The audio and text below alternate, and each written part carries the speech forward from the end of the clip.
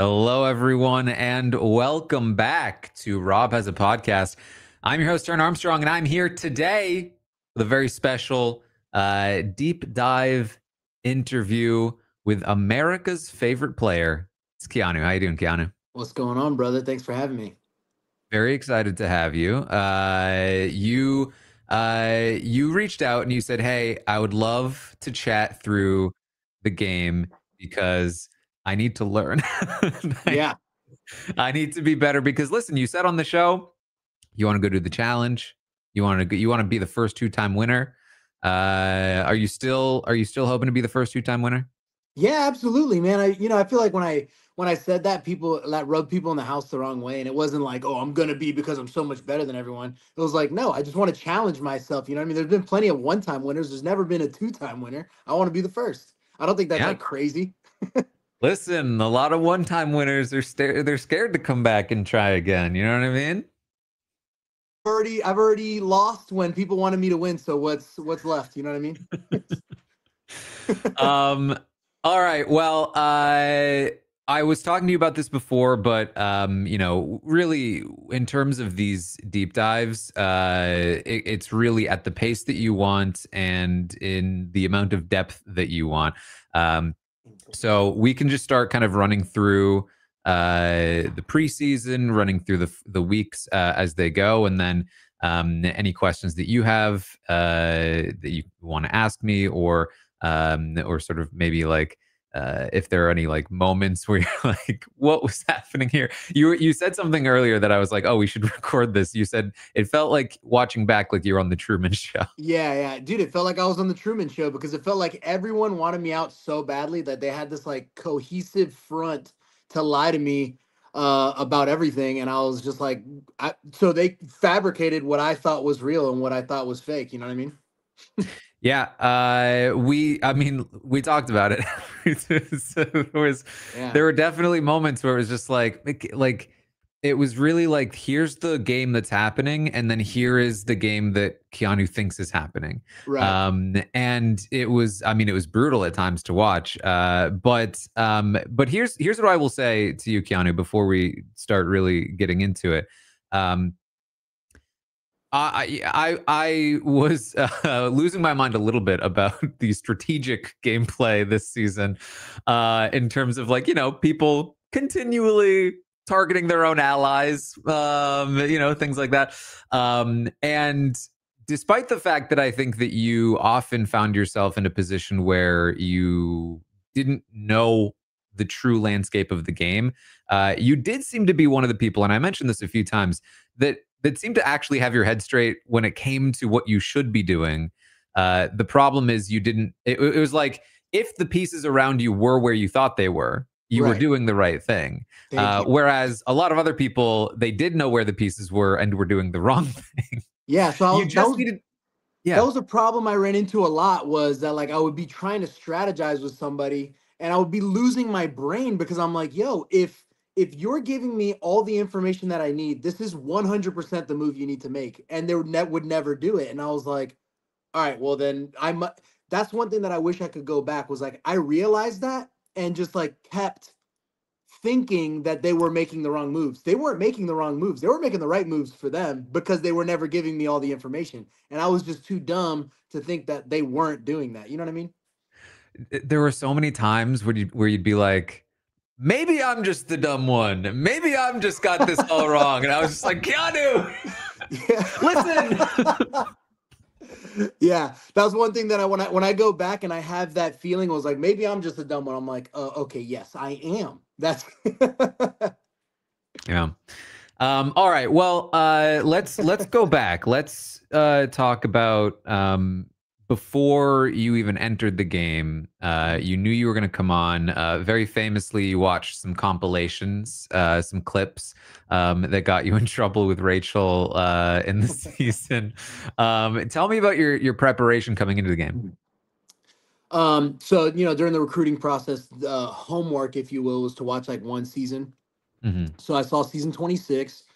I fell in love with like the competition part aspect of it. I'm competitive, so I love the games. I love the social aspect of it. I felt like I would initially at least be pretty good at it because I'm a personal trainer. You know, I have to be personable.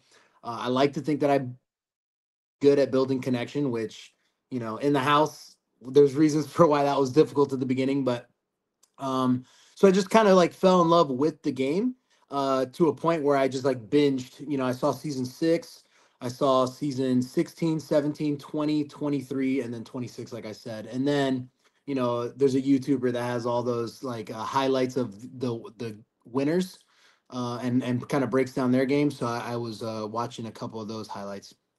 Yeah. What was your main takeaway from like watching that stuff? Like coming into the game, was what did you feel like you had learned from watching those things? Hmm. I felt like my biggest takeaway was I felt like the game rewarded people with higher emotional quotients than intellectual quotients. And so my gameplay, I feel like reflected a lot of, at least like the way that I handled situations. So, Yeah, you know, yeah. part of the reason why, you know, America loves me or whatever was because I never like gave in to like when people baited Hmm. me, I never gave in to that. And I always felt like that was always the right move. You know, the one time I did, coincidentally, it was the one time I painted the huge target on my back. You know, when I said, you know, The I'll pick you prompt. all off one by one, which is Oh no. crazy to me. I didn't think that that was such a, you know, profound, crazy statement. I was just basically recapping what you're supposed to do in the game, and everyone took that as a personal attack. I think honestly, like part of it too is that once you get into a position in the house, you have like a certain social standing. Hmm. There's going to be less leeway toward you with comments like that, right? Like, Mm. you know, if Zach at the time had said something like that, people would have been like, "Oh, Zach." But because you were somebody that already, and I don't know how much you knew it at the time, but like already was so low on the hierarchy of social status in the house, it was very easy to be like, "Wow, really, Keanu? Huh? Pick us all off, Yeah, huh?" yeah. Can I ask you a question? Sure. when did uh when did that start becoming the case? Because I felt like pretty early on before like faces started popping up on the wall, and I'm not sure when the live feed started, but I felt like I had a pretty good standing in the house as far as like likability and things like that. And it wasn't until I want to say maybe like the veto ceremony when Jimmy called me out for whatever, and he had it out for me from the very beginning because he wanted like one of the bros out really bad. So Mhm. he started already with the rumors that I started Showergate and all that bullshit. You know, so I we already kind of didn't like each other. But I thought maybe that was just like a one-off. Maybe him and Ashley didn't like me. I'm curious to know how many people in the house actually didn't, because I thought I was good with a lot of people. So yeah, so I will give you sort of the experience that we had. I was actually streaming. I did a 24-hour stream when the live feed started. So Okay. there's record of me watching this. The live feed started the night of day 6. So pretty Okay. deep in at that point. One of the first things we saw was you and Kelly trying to convince Vince to not nominate Kelly and instead nominate Jimmy. Um, and we later found out the sort of origin of that, which was, of course, Jimmy trying to target you, Mhm. Rachel trying to warn you, and all of that stuff that happened. But by that time, after like Vince basically walked away from that conversation, went up to Jimmy and them and complained about you like immediately. Oh And wow. that's when it was clear, like, oh, Keanu and Kelly are on the outs. Like everyone's complaining about sort of Kelly and about, you know, Keanu's like the standing that he thinks he has, he doesn't really have. And it was pretty much like Zach had talked to Jimmy about you targeting him. Zay had Ava does in the morning. You talk to Ava in the morning, she runs it to Jimmy. Like basically everyone was ratting you out. Everyone was building you up as a target. And this is the thing, right? So the morning of, just to get here. So you had talked to a bunch of people about like, hey, Kelly goes up, we want to keep Kelly, but really we would love if Kelly didn't go up. And basically everyone you talked to except for Rachel and Morgan ratted you out to Jimmy. And then the next morning, I thought understandably were suspicious that Morgan may have ratted you out because you saw her walking with Jimmy Right. that night. They'd actually been arguing all night Right. That's because, what she told me. And I was just like, no yeah, way. it really was true. And that was one of the first times I saw Morgan, well, it was one of the first times I saw Morgan, period. But she was pushing for something that she wanted, which was you to be off the block and for Zay to be the target. And she was pushing hard, like well past, like everyone else disagreed with her, and she was still pushing. I was like, oh, look at Morgan. Like she really pushes for what she wants. And so she'd been arguing with Jimmy. They were kind of like, I believe that walk that they had was them kind of being like, hey, we got a little heated, but everything's gonna be fine. She had talked to Vince that night as well in the hammock, saying, hey, don't do what Jimmy wants. You shouldn't put up Keanu. You should put up Kelly. And Zay should be the target because he knows how to play chess. He's very good at chess, and that means he's dangerous. And so all of that happens. Then the next morning, you were suspicious about that. Very famously called her a snake, and she ended up crying, and all of this stuff happens. When that happened, Kelly went upstairs and told Vince, "Hey, there's a bunch of drama with Keanu right now. Maybe this is your excuse to put him up instead of me." And at the same time, Jimmy had made like a pretty successful pitch to Vince, which was, I know you think that you'll be good if you put Kelly up and that she won't go home, but you won't be good. You don't have the numbers. And Vince kept counting the numbers, and he was like, I have seven. I have seven. And then I could break a tie. And Jimmy was like, you don't have, I'm not voting to keep Kelly. You're going to look like an absolute idiot if you put Kelly up and she goes home. And Vince was starting to crack, seemingly. Then when this Kelly information comes up, he's like, oh my God, maybe I really do need to put up Keanu.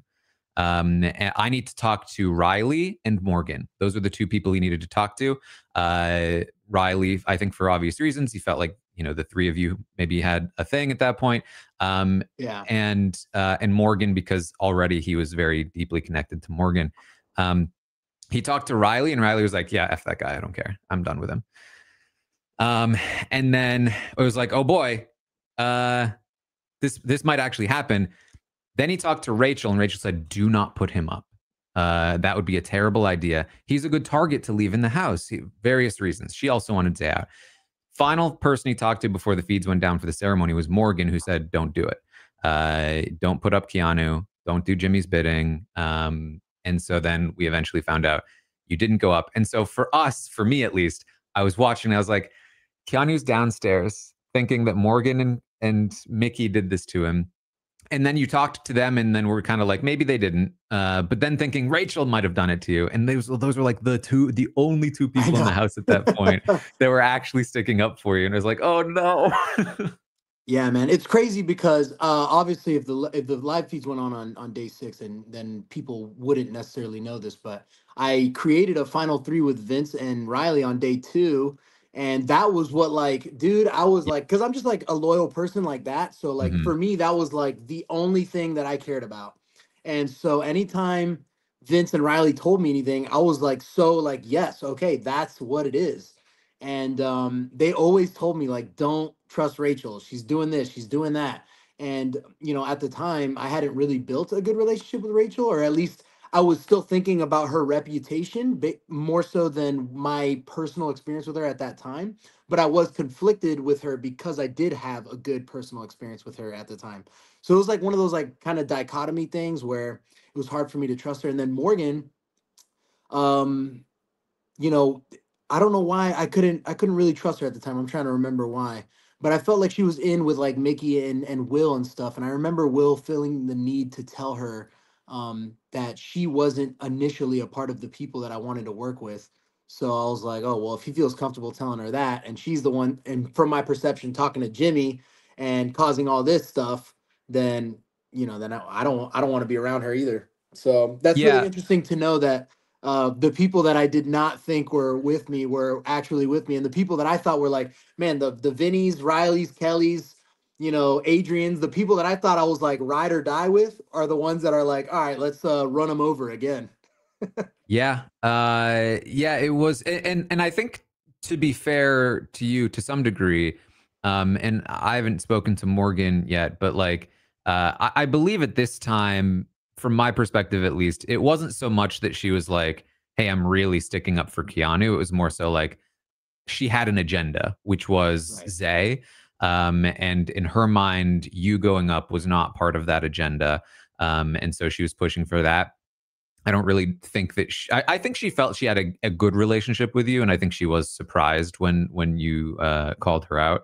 But like, even after being called out by you, she was like, because basically Vince was like, "Hey, how are you feeling about the Keanu thing? Do you like, is this?" And she was like, "I don't care. It's fine. Like, I'm the person who was wronged theoretically, and I'm telling you, don't do it."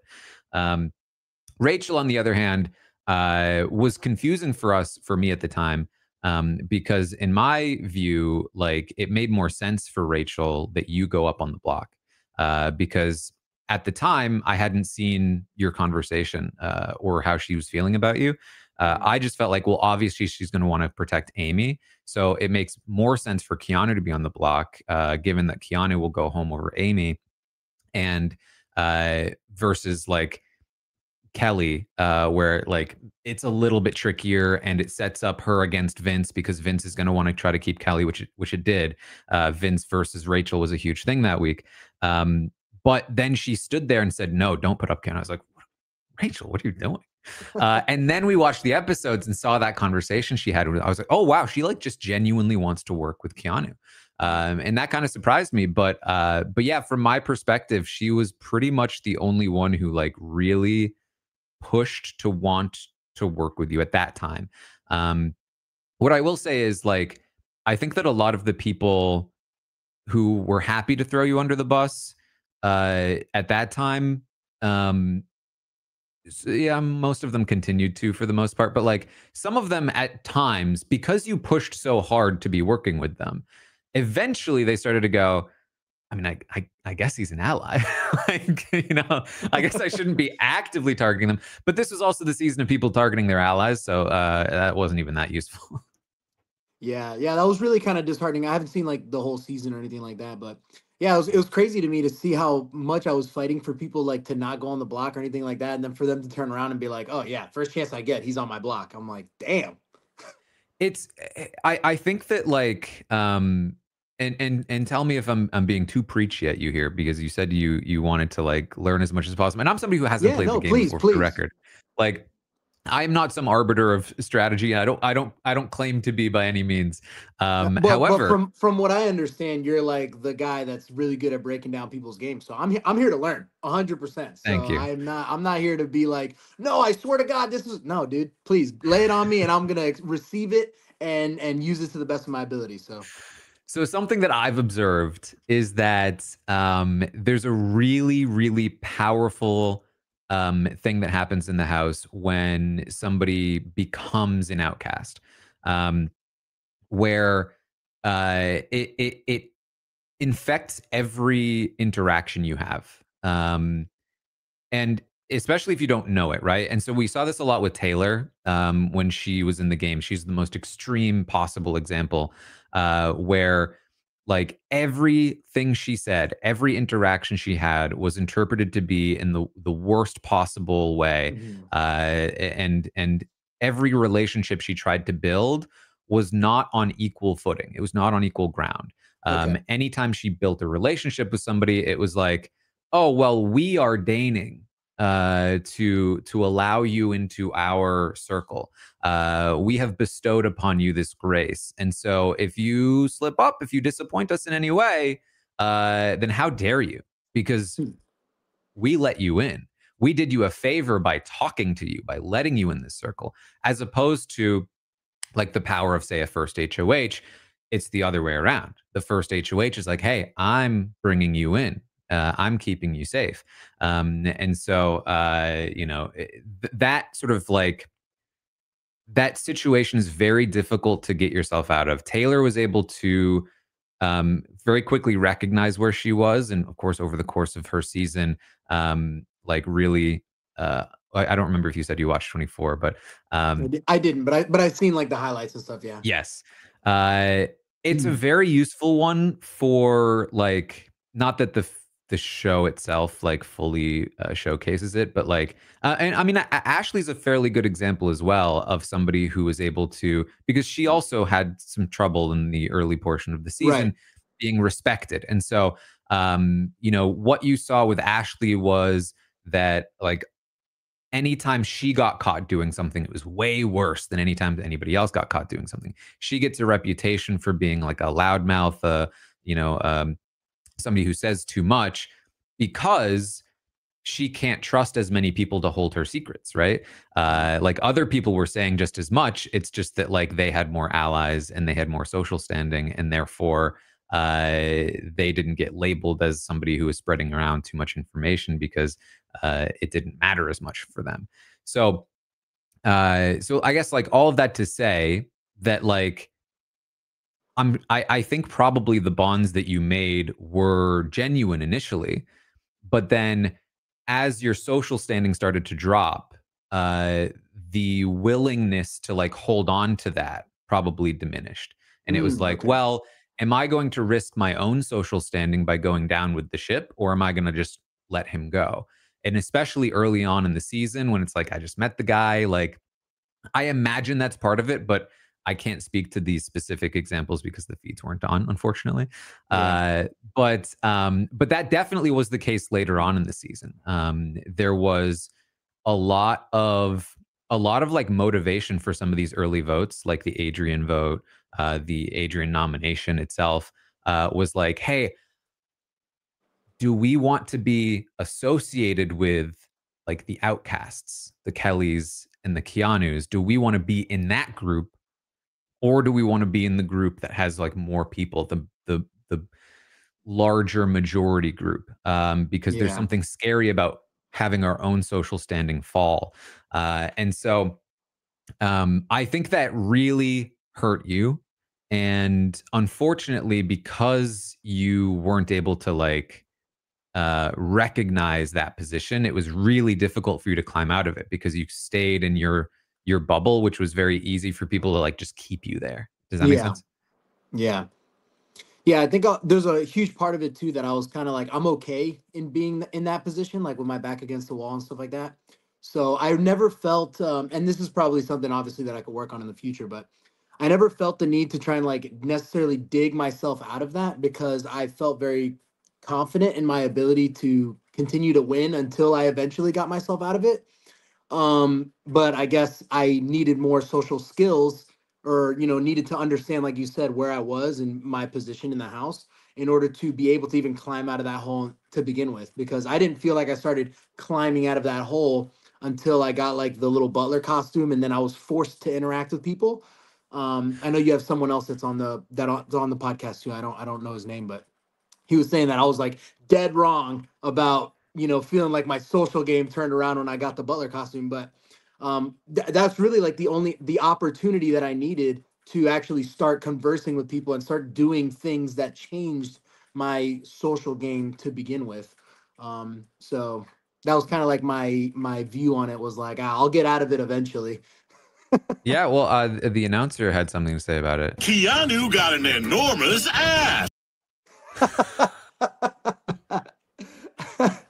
That's hilarious. Oh my god, that's so funny that's an actual sound bite. Oh yeah, listen, the announcer has some fun, man. Oh my Um, god, that's so funny. Yeah, so the butler costume is interesting. It definitely was. I would say too that like that was probably when a lot of the I don't recall exactly when the show like the episode watchers started to like really like you. I think it was probably around that time. I think there were live feeders that came around around that time as well. Because you really, as you said, you took it like a champ, and had fun with it. Funny enough, I think that people also started liking Vince more at the time because the egg costume was so funny. Oh my god, dude. Him running in that costume was hilarious. It was, oh man, they were two very good ones. I mean, like, you know, Oh I shoot. often complain a bit about like just how silly the show can be at times. It's very Yeah. difficult to recommend the show to people when the first thing they see is, you know, a giant butt. But but in terms of like in the world of the show, I thought those were two of the better costumes. I thought they were very fun. Um, but yeah, I don't disagree. I think that you did step up your social game at that point in the game. Um, Again, I think the issue is that you ultimately just kept running into this brick wall that was like where people wanted to put you. Yeah. And it's so like it's so hard to climb out of that. The other thing that you had going in your favor, of course, was that you won competitions, which is like the best superpower when it comes to breaking through those walls.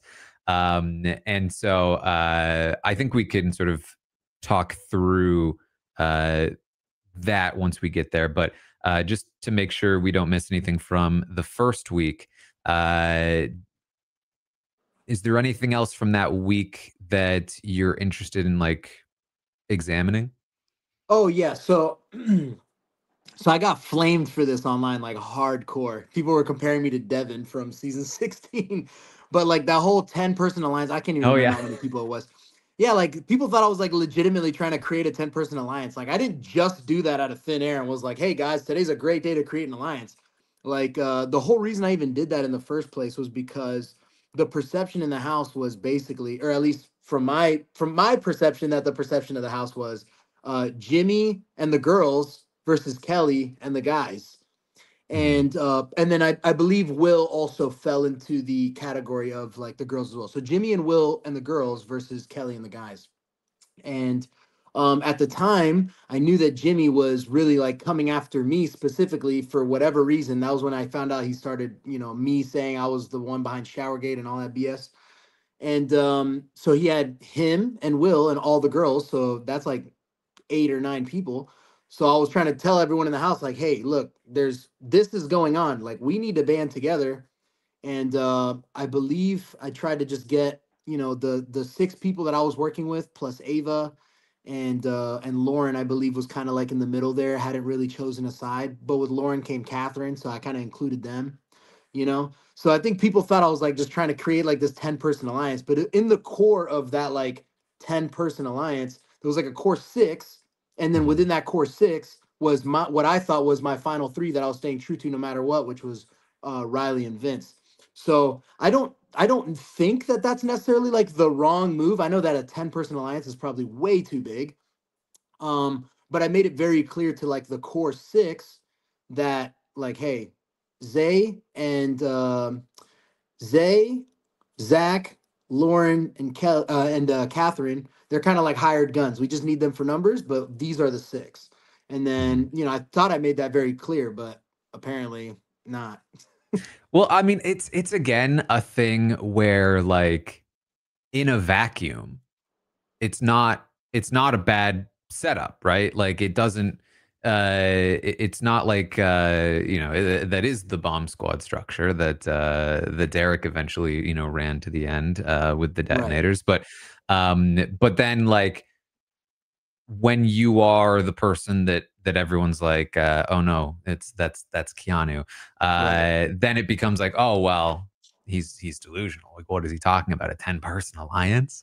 Right. Um, so that I think again, that's like that is the biggest difficulty, and that's where I do feel like the fact that you are sort of searching for like a way to improve your game, like I really do think that you have a lot of the sort of game level strategic stuff um like already which again was like not something that we saw from a lot of people this season, but and it really was just like where you were in social standing. And I'll tell you this too, like um the fact that you've now gone through a season and won America's favorite, if you were to return or even go to another show, I think this stuff will be easier without even doing anything, because now you Right. have a reputation, and you are like liked by the audience. And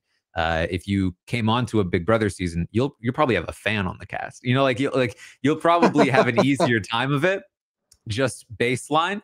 But I think it is still obviously pretty valuable to walk through some things. And okay, so after the veto ceremony, this was a big thing that happened. Jimmy calls you out. Mhm. This was funny. Even Rachel, who did want to work with you, was like, "Oh yeah, Jimmy, yeah, do it." Like, no blood on my hands. Yeah, Jimmy calls you out, and you ask Vince afterward because you're like, because Vince had been the one to tell you, when Rachel warned you about what was happening, like, hey, it's not me, it's Jimmy. Jimmy's doing everything. And then you went and asked him, like, hey, so Jimmy was doing this stuff, right? And at that point, Vince was like, I don't want to get in trouble. Like, I might have misunderstood. Like, I don't know. I'm not sure. And that kind of opens the door for Jimmy to be like, hey, this is all a big misunderstanding. Um, and so, what was your sort of experience of that? Okay, so remember, Vince, Riley, the thing that I stayed most loyal to because that was like the only alliance that I thought that I had up until Riley went home, right? So Vince tells me, whatever it is that he tells me, I can't even remember now. But I was like, okay, well, if this is one big misunderstanding, then I'm just gonna go to Jimmy and apologize, and then we'll be good to go. Mhm. So I go, I go to him outside, and we have our conversation. Obviously, they didn't air all of that in the edit, but I Mhm. imagine the live feeds were on for that. We actually missed a good portion of it because the feeds came back afterward. Oh, okay. Well, basically, the premise of that whole conversation was like, hey, listen, I have been misinformed. I want to apologize to you. I don't want you to think this or that, and then the end of that conversation was basically like, hey, if I win HOH, you're not going up. If you win HOH, I'm not going up. Great. We hugged it out. Everything was great. Um, and I believed him too because my goal at that point was to find whoever it was that was like dragging my name through the mud. Like that was Mhm. for the whole first until Mickey went home. My whole Yep. goal the entire time until Mickey went home was find the person who's dragging my name through the mud and send them home. That was all I wanted. And I didn't care. Like people thought I was crazy. Obviously, I didn't realize it was Jimmy at the time because I'm naive and I was just like, oh yeah, he told me it's not him. Cool, it's not him. But people thought I was crazy for not targeting Jimmy because he was going to target me anyway. And I was like, listen, I don't care. I want whoever's bringing my name through the mud. That's who I want to go home. So that's what I was hell Yeah. bent on. And we didn't figure that Yeah. out definitively until I won the memory bridge veto and I talked to Mickey and Morgan upstairs and we kind of like pinpointed that it was Jimmy. And that's something they didn't show in the edit either, was that Yeah. like that was when we first initially realized that it was Jimmy who was doing all that stuff. That was a very interesting conversation, because, well, I guess first what I want to say is that, like, I think that instinct is actually pretty good. I think that, again, the thing you talked about in terms of like the emotional quotient, in terms of like really being able to withstand an onslaught and turn the other cheek, so to speak, very much Dan Giesling's mantra as well, where like being able to reconcile with Jimmy makes a lot of sense. Um, Telling him something like, oh, it's a misunderstanding, everything's fine, even if neither of you believe it, just like leaving the door open is always a good thing, for the most part. I think like the what did end up happening a lot was that because you were such a presence in the game, winning competitions, a lot of like the targeting and fears of things that were happening in the game happened because of you, but in sort of inadvertent ways. So, what I mean by that is, um, every time you talked about like being cool with Jimmy, that actually made people skeptical of Jimmy because they were like, well, if Jimmy's cool with Keanu, that's bad for us. We want Keanu going after Jimmy. Like who's Keanu going to go after if he's not going after Jimmy? And it was the same thing with like Rachel, where like people loved it when they thought you were going after Rachel. But then when you were like, hey, me and Rachel are actually good, they were like, oh shit, like what? Who's he going to go after then? That's bad for us. So this is something that I talked about a few years ago, actually. Oh God, many years ago. That like in Big Brother specifically, it can actually be beneficial to have like an open enemy, meaning like you are disarmed in the eyes of a lot of the other players if they think, well, anytime Keanu wins, he's going after Jimmy 1000%. That means I don't have to worry about Keanu because he's going after Jimmy. And Jimmy's going after. I love this for us. Let's target somebody else who we don't know who they're going after. And there's a player on Big Brother Canada, Godfrey Manguiza, who very famously stood up. Actually, there was a Zach that season as well. And he said, Zach, I want your blood on these hands. And then immediately after went to Zach and was like, that was just for show, man. Like, we're totally chill. And it worked great because people were like, well, anytime Godfrey wins, he's going after Zach. But secretly, he had sort of like been like, hey, we're actually chill. And again, whether or not Zach believed that is another story. But there's something there. And I think the danger for you came because you, I would say, told a bunch of people, you told people you thought you could trust that you were actually chill with Jimmy. And then they immediately spread that around, which, I think we'll come back to again and again is like similar with Ashley. Like the reason you got in trouble for things wasn't always because you were doing the wrong thing, but that you were trusting the wrong people. Right. And ultimately, there weren't many people you could actually trust. So that's a pretty tough one. Yeah, if any. If any. Yeah. I know at certain points I could, but damn, throughout the, like, even just watching the first, like, 5 or 6 episodes, I'm like, damn, dude, I totally at this point thought I could trust him 100%, and I totally couldn't. Yeah.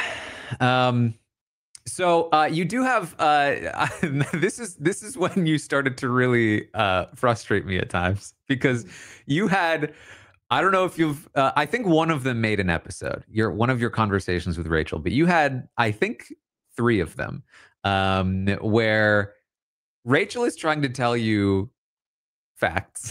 Oh God. Yeah, I know it.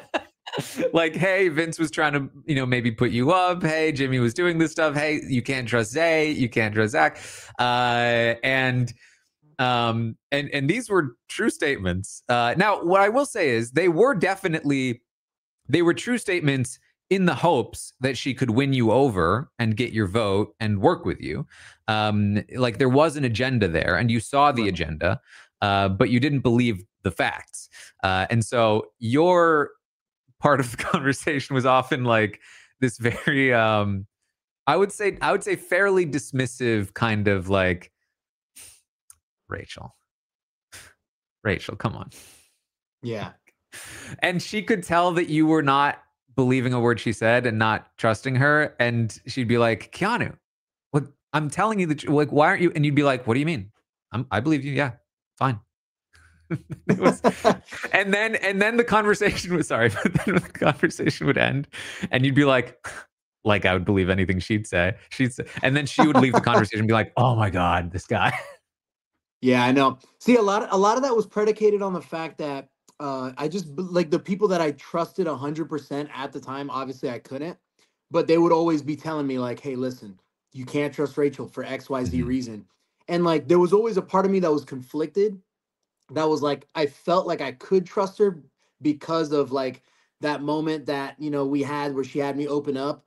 And so I felt like I could trust her, but then I was also very conflicted because of these other people that I trusted 100% were telling me that I couldn't trust her. So then I would always be kind of like, okay, so I believe that she believes what she's saying, but these other people that I trust more than her right now are telling me otherwise. So that's what I am choosing to believe. So it was hard. It wasn't always like I didn't believe that she was saying. Like the reason I could never get like mad at Rachel or anything like that is because at the end of the day, I always believed that she believed what she was saying. You know what I mean? So it was like I could never get mad at her because like why would I? If she's trying to help me out, I can't get mad at her for that. You know what I mean? The only thing was that she was actually telling me the truth and everybody else was telling me lies. Yeah, that is also something that happens a lot. I would say that well, there's two things there. One is that like I mean, similar to what people did to you, it's a tactic that will often be used, whether it's maliciously or as part of like, let's bond to the alliance together, of like, don't trust these other people, or like, hey, this is a particular person. You shouldn't trust any information that comes from them. Um, and I would say like most of the time that's not true. Most of the time, like any information is still valuable that you should take in and like consider at the very least. Mhm. Because that's like the same thing they were doing to Rachel, they were doing to you. And anytime you were talking to people, they were like, well, we've been told we can't trust Keanu. We can't believe a single thing he says. Right. And meanwhile, you were giving them, maybe not accurate, maybe information that you believe to be true, but if a person believes it to be true, it still can be valuable. And I think a lot of times players in the game will be like, well, I don't have to listen to this thing that this person is saying because they don't know what I do, which makes their information invalid. Um, and again, it's like, well, they don't know the secret. Like, for instance, later on in the season, when the judges exist, anytime you're talking to somebody, they're thinking in their minds, like, well, you think this, but you don't know about the judges. Right. Therefore, you're wrong. And you won't know it until later. And while that can again be valid, like it's also important to recognize that like that perspective will persist in them most of the time. Like for instance, if Vince is thinking that with you, it's not like when you come out of the game, you're gonna be like, oh, the judges exist, therefore everything Vince did was valid. Like it's not always so black and white. And I think that Right. like uh listening to the information can always be very valuable because um you know, everybody's perspective in the game matters, and I think players really want to try to devalue perspectives as much as possible, and I think you need to like play into that to some degree, but it's always worth, I would say, like listening and taking in what the other people think. I think that really um like what I would say is even if you had been correct about Vince and Riley and like the situation that you were in there, your game was still, I would say, like too loyal. You were giving them so much, Right. and they were giving you very little back. And Right. so even if you had run to the end with them, they probably would have been in a better position to win than you would have been. Which is not to say that you shouldn't be loyal, especially on a public podcast. But like, make sure you're playing your own game, I would say, is a huge part of this. Like, don't give everything up. To your allies, like it's okay to take in some information and like kind of hold it, I would say, for the most part. Yeah, I think something that really stuck with me, or I kind of, I guess, romanticized because it was literally the last season I saw before I came in here, was season 20, watching Casey and Tyler work together. Mm, I was like, I feel like that is something that I really romanticized. And when I had, something that people won't have seen on the live feeds because it happened so early on, was I had kind of like that same emotional moment that I had with Rachel, I yep. also had with Vince. And that's Mhm. what really coupled me with him, at least in my brain, was like, okay, well, we had that emotional moment. I don't really open up to people, so that meant something to me. And so in my brain, I was like the Casey to his, you know what I mean, like that. And I really romanticized that. So like to me, Vinny was like the dude I was gonna ride out to the end with, and like that wasn't gonna change no matter what. I don't care if we don't spend a minute of time together throughout the day. We'll catch up in the last like 15 minutes of the day, and that was enough to take me to the next day. Yeah. Did you watch season 3? That's pretty far back. No, I haven't seen that one. No. That Famously, was Danielle and Jason, Daniel Reyes, Jason Guy, yeah. made the first secret alliance, and the two of them linked up early and then exchanged information over like a game of cards every night to like you know debrief. And they were not necessarily on like opposite sides of the house, but they were in like different pockets with different like people that they were aligned with. And they really like trailblazed in terms of Big Brother strategy. And a lot of people come into the game, whether or not they even know about Jason and Danielle, wanting to replicate what they did because it's such a cool idea and it's something that like is very appealing. And the reason why most of them fail is that they don't actually form a tight enough bond before they separate. So Mm. like you meet somebody, maybe you hang out with them for a few days, and then you're like, hey, this is such a great idea. We should like separate on different sides, or like we should like, act like we're not super close, and then we'll exchange information. But then over time, that people they hang out with are the people they end up actually bonding with. And then the facade becomes a reality most of the time. And you don't actually end up working as closely together. It's so, it's a thing that often happens. And I would say that the people that do manage to do it, Dan and Memphis in season 10, Secret Renegade Alliance, they didn't make that until halfway through the game when they had already really spent a lot of time like bonding and then were able to separate. Derek and Cody in 16 did form a bond really early. However, Derek made sure to include Cody in all of his alliances so that they could still spend a lot of time bonding, and then did the separation thing like in a more subtle way. So that's a huge part of it, especially because in an instance like yours, it's like very easy for Vince to agree to something like that because, if it's like, well, people are targeting you, so I'm very happy to pretend to be Right. disassociated with you because I might actually need to be disassociated with you. Right, right. Yeah, that's the problem I kept, like, when I look back on it, it's kind of like the problem that I feel like I kept running into was like, I felt great with Kelly, but like, to my face, she'd be like, "Oh yeah, I love hanging out with you, whatever." And then like 3 minutes later, she'd be like, "All right, well, we've been talking too long, so I need to leave." And I'm like, "Oh, okay." Yeah. And then behind my back, she's like, "Yeah, we need to get that guy out. Fuck that guy." There's the last season of Big Brother Canada before it got canceled. Anthony Douglas and Spicy V, they were two vets that came into a house of new players, and they were secretly working together. But Spicy V would often sort of conspire against Anthony. He'd hear about it and be like, dude, I know we're supposed to not be working together, but you need to stick up for me. Like, we need to keep bolstering each other's positions in the game. Like that's the important part of this. That did not end well for the two of them. Yeah, I think But that's something that Rachel and I experienced as well, where I was trying to like figure out how to navigate us working together closely, but being on opposite sides of the yeah, house.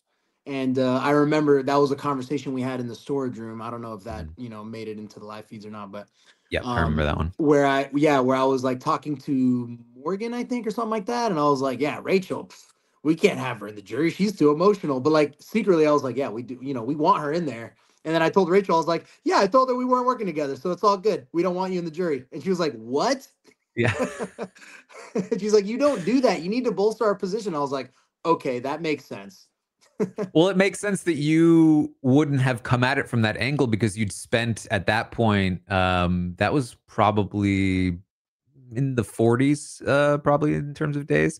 Yeah, yeah. It Um, was the week that Ava was HOH. right, because she had just told you about the heavy hitters at that point, right? And you had Yeah, asked Vince about it. yeah. And she was like, Jesus, why? Because that did get her Jesus. in a lot of trouble. Because Yeah, Vince dude. I was immediately told Mickey. man. I like to a fault. I trusted that guy to Yeah. a fault. Oh my god. I would have literally just told him everything because I was like, "Yo, that's my guy." Yeah. Yeah. That's where I met. That's where I really feel like I messed up. Was like I really trusted the wrong person. Yep. Um, yeah, there's a rough one. So ultimately Zay leaves this week. And again, this was interesting because like the sides of the house, like typically there's more of a structure in the game that develops in the first couple of weeks. And I would say personally that the reason a structure doesn't develop this season is because of Vince primarily. He was the first HOH, and him and Jimmy and Morgan were really like the power players of the house. Mickey too, but she wasn't included in the heavy hitters at first, although she was told about it by Jimmy. And so they really should have been like forming stuff. But the problem is that Morgan had her own separate agenda and Jimmy had his own separate agenda. So they were like really clashing a lot.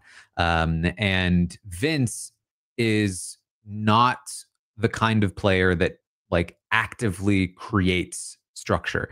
He is a very reactive player, and just wants to be good with as many people as possible. So because he was playing so passively, structures couldn't build around him because he was just like kind of like hopping around. Right. So instead, Jimmy wins the second HOH, and again, the structure should have solidified from here. Jimmy should have been able to really lock in the heavy hitters. The problem is some of these powers. Should have been such an easy week. You or Kelly for sure leave this week, except both of you end up safe. Yeah, that's interesting. I thought it was pretty funny how that shook out, and I really was. I was really wanting to be able to, because of my power and stuff, be able to like bring some people in and really solidify the 5 or 6 people that I really wanted to work with. But it became more of just like, hey, let's flush those things out. So Yeah, I mean, they he would have nominated you regardless. anyway, yeah. Obviously, it was just like he wanted to, I think, smartly solidify his power structure, and you and Kelly were very easy, sort of like house targets. And so the fact that both of you ended up being safe was really bad luck for him. And this is where he screwed up because he still held on to this idea that he wanted to do something easy. And in his mind, that was Will and Amy. Mhm. And that really pissed off Morgan and Mickey because they wanted him to do Riley. So funny, I guess, story for Riley. He was in the original Heavy Hitters. Was originally the 6th member. But anytime they tried to like get him with a group, he'd be like, why do we need to talk in a group? I don't. I'll just tell you right now how I feel. And that really pissed Zach off. He was like, why is this guy in our alliance if he never wants to talk to us? And so they ended up kicking him out of the alliance, and just excluding him, and then remade the heavy hitters later with Mickey instead of him. And so they ended up starting to feel like, okay, we can't get Keanu, we can't get Kelly. We don't like this budding Catherine Riley thing. Why don't we just target Riley? We'll just take him out of the game. He's going to be a physical threat. It makes a ton of sense. The problem was that Jimmy felt like he was really good with Catherine. And Morgan and Mickey did not like Catherine that much. And so this like conflict started happening where Jimmy was hanging out a lot with Lauren and Catherine. And they were like, yeah, we're with you. And then Mickey and Morgan were pushing like, dude, Riley, Catherine, at least somebody. And he was like, I think Amy and Will. I think Will is a pawn, Amy as a target, potentially. Amy wasn't initially a target, but like Amy had been caught saying Jimmy's name the week before. And they had made up, but like that was still on his mind. And I'm sure also on his mind was like, it weakens Rachel a little bit, which makes her easier to work with. Right. And so really, really pissed off Mickey and Morgan. And they were already in that week saying, we want to remake an alliance without Jimmy now. We want him gone. And in the meantime, I think you'll see this in the episode. Jimmy felt like he still had a working relationship with you in the sense that like he just nominated you, but now you're safe. And now he needs to try and, get you to be as not mad at him as possible. Right. And so he has this conversation with you where you want Will on the block, and we'll talk about why. And and he wants you to think that you are convincing him to put up Will, even though he already wanted to, so that you Yeah. feel like you've convinced him and that Yeah, you've made he like a told deal. me that's what he wanted, and I was just trying to like solidify that that's what he was gonna do, because the alternative was, I believe, Adrian or something, or somebody else, and Adrian was already. I can't remember who it was. The All I wanted was to make sure that somebody that I felt like I was really good with and working with was not going to be on the block. So, so really, my what I wanted there was just to solidify that it was Will on the block. And he thought, I found out later that he thought I was going to go run my mouth and say that it was like that I did that and stuff like that. It's like, I know that I didn't do that. I just solidified it. You already told me you wanted to do that. Well, because I do remember you talking to let's see, I think it was Kelly afterward about this and feeling like, hey, I think, I think I've got him to be looking at Will. Mhm. And then I also remember that you had said at one point that because Jimmy never told anybody your involvement, it made you feel like, oh, like maybe I can trust Jimmy. Maybe I did make an impact there. Oh yeah. Well, 100%. The fact that he didn't tell anybody, that I wanted Will to be up there, or at least I thought he didn't Well, tell yeah, anybody that I he wanted Will up there. unfortunately actually did. Yeah. No, I found out later that he did. But yeah, I thought he and I were I was able to at least have an ally outside of the people that I actually wanted to work with. hmm So, talk to me about the Will situation because it was very confusing for us at first. We eventually saw in the episode a bit of the origin of this, but basically, in the attempt at uh, getting Zay the votes to stay, there were multiple alliances made. One was the Bond, which I believe made the episodes, and then the Burger Boys definitely made the episodes.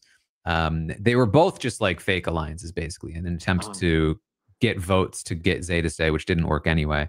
But it did work on Will, the Burger Boys. And he votes for Zay to stay. Riley votes for Zay to go because that's what yeah. Catherine wants. And there's a whole bunch of confusion because Riley is telling you that he voted for Zay to stay, but he's Hmm. telling the other people that he voted for Zay to go. Meanwhile, Will is telling you that he voted for Zay to To stay. stay, Yeah. and telling other people that he voted for Zay to go. And so you end up thinking that Will is lying to you and not Riley. And then Mhm. eventually, I believe you were also then trying to claim Will's vote, saying if Will lied, then I was that vote to keep Amy.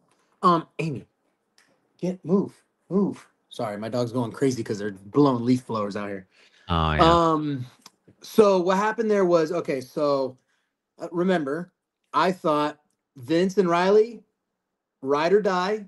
Riley would not lie to me, right? So I figured Will was lying to me, and what I was trying to do was, in order to be able to convince Jimmy to actually put Will up, I was trying to paint him as a liar. So, which I actually thought he was, because I thought he was lying to me. So I wasn't telling Jimmy anything that I believed to be false. I thought Will was actually lying to me. So I was trying to tell him like, hey, Will told me that he voted for Zay to stay, and he's telling you guys otherwise. And so that should be more than enough reason to actually want him on the block. And I thought that was the reason why he ended up like solidifying Will going on the block. Yeah.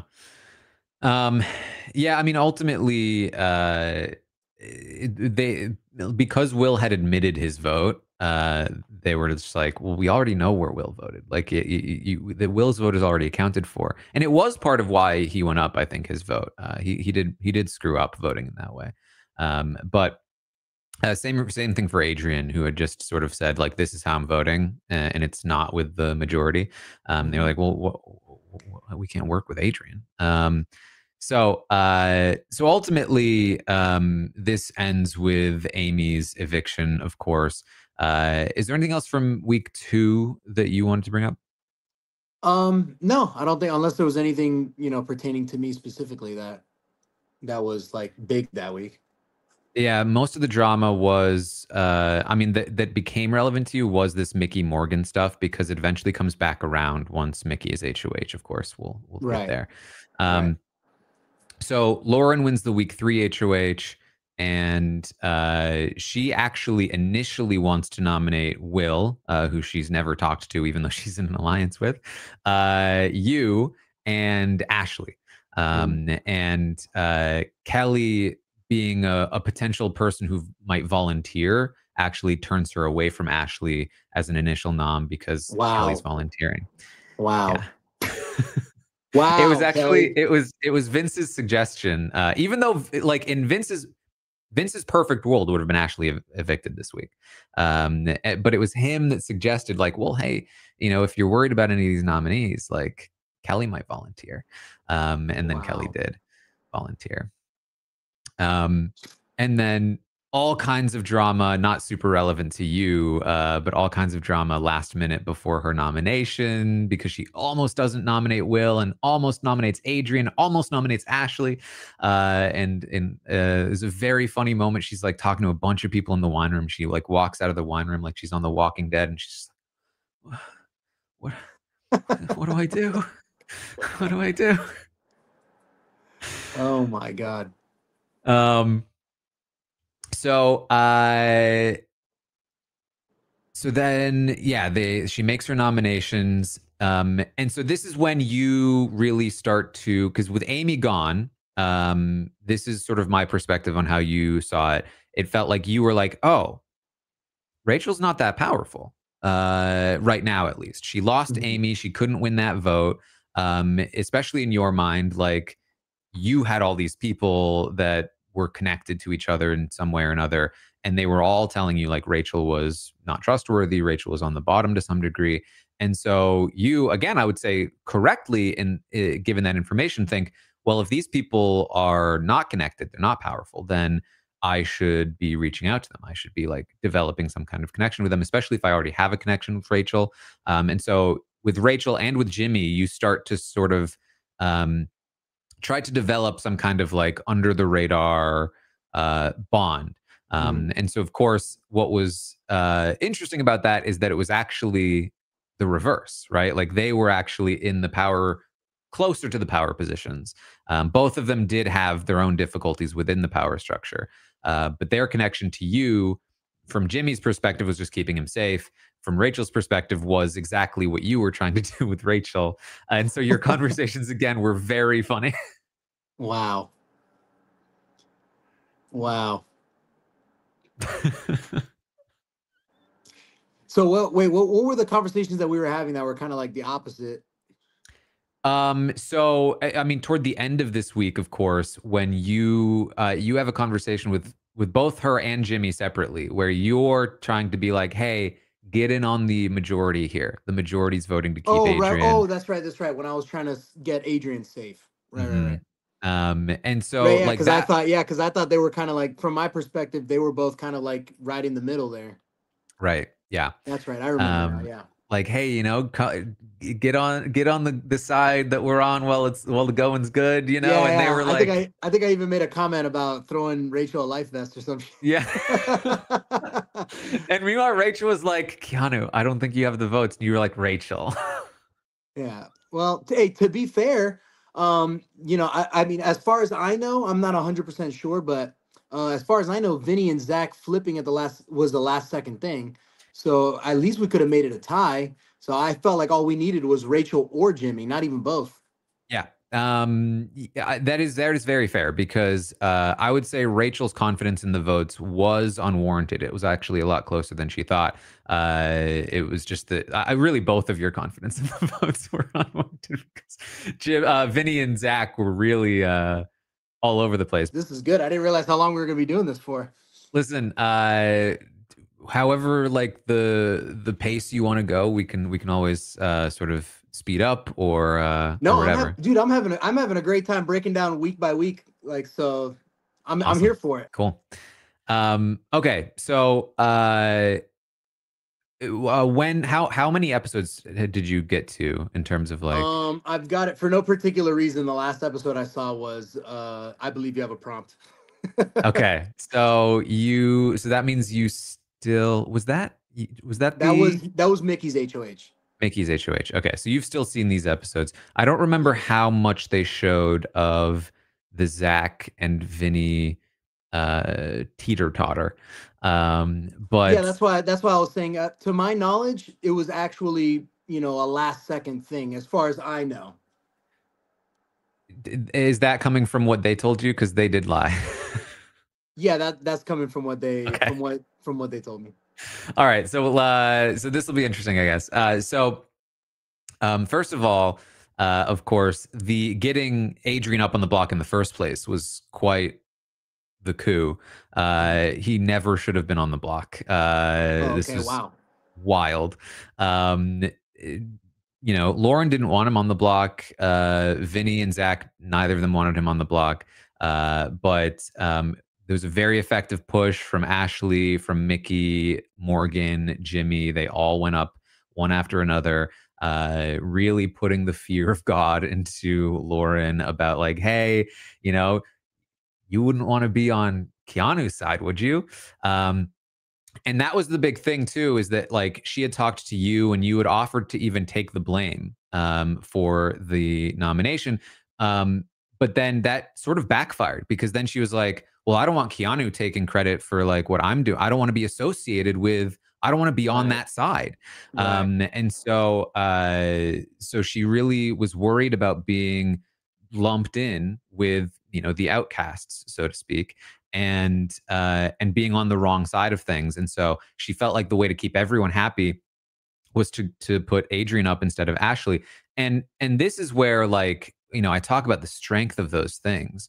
The outcast status or the social hierarchy. Like, if she had stopped to think about it for like, 2 seconds, she could have realized that, like, if she and Vinny and Zach had just joined your side, uh, none of you would, the other side would have been the outcasts at that point, right? Right. Like, That's what I was trying to get everyone to see. It was like, yeah, yo, like we got more, like even if we didn't have the numbers per se at that time, we had a much more diverse group of people that I felt like we could have won like any HOH in any veto.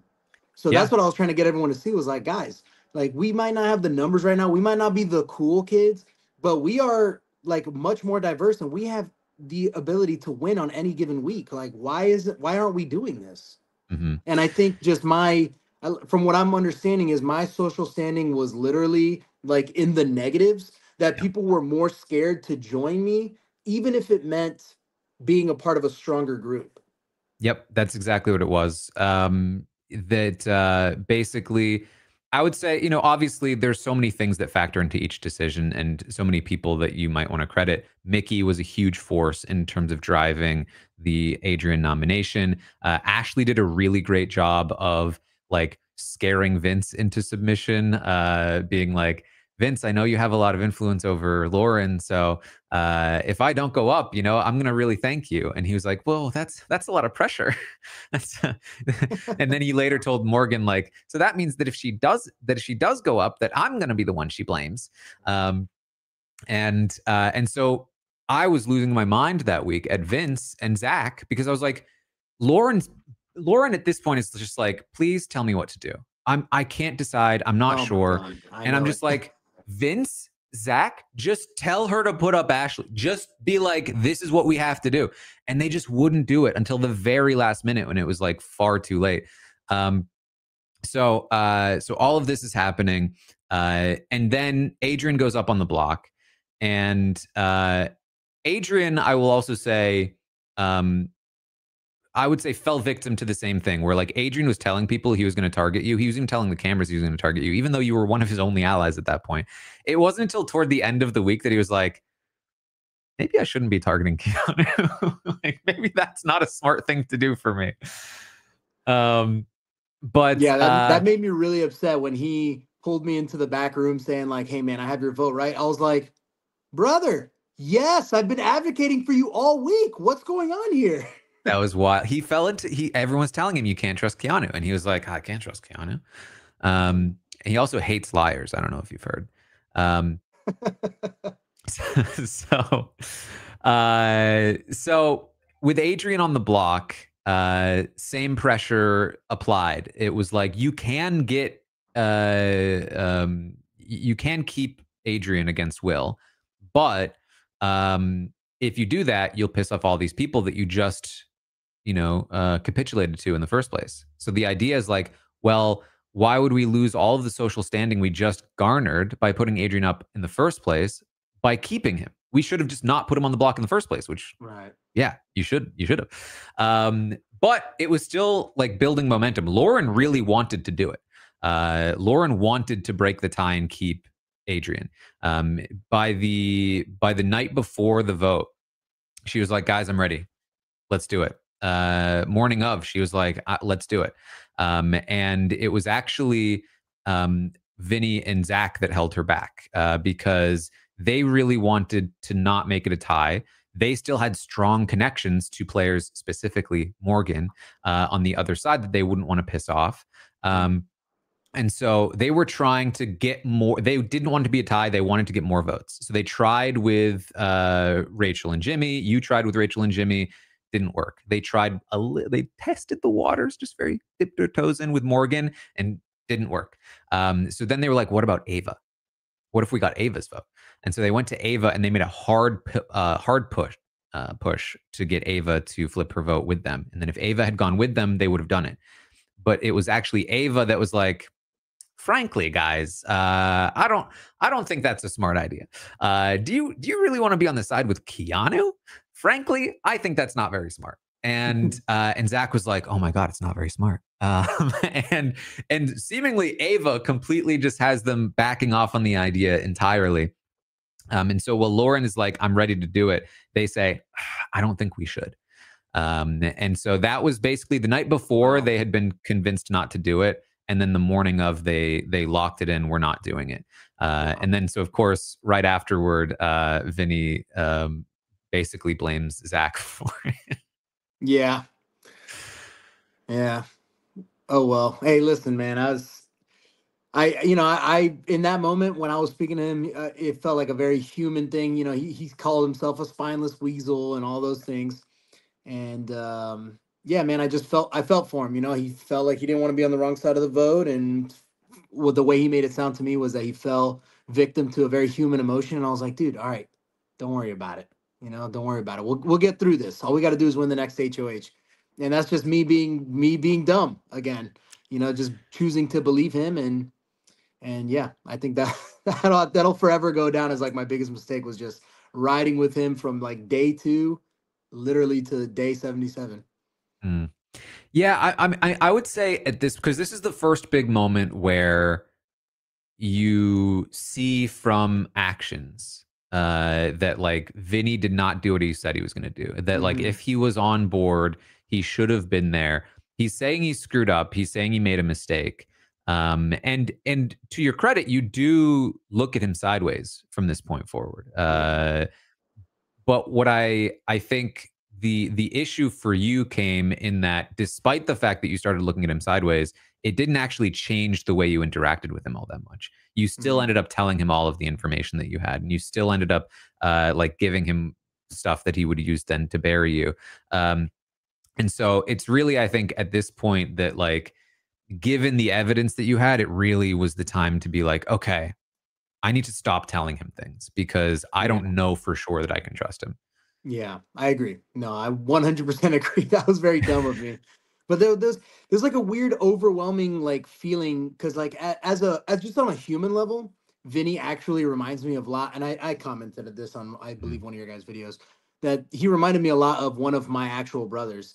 And like I would never abandon one of my brothers for making a human mistake and things like that. So that was one of those more like human moments, not game moments, where I was like, dude, I get it. Don't understand. I mean, I understand. Don't worry about it. It was a human moment you had. We'll get through this, and it was one of those things where like I could never overcome that feeling of like not wanting to abandon him, even though it was just a game.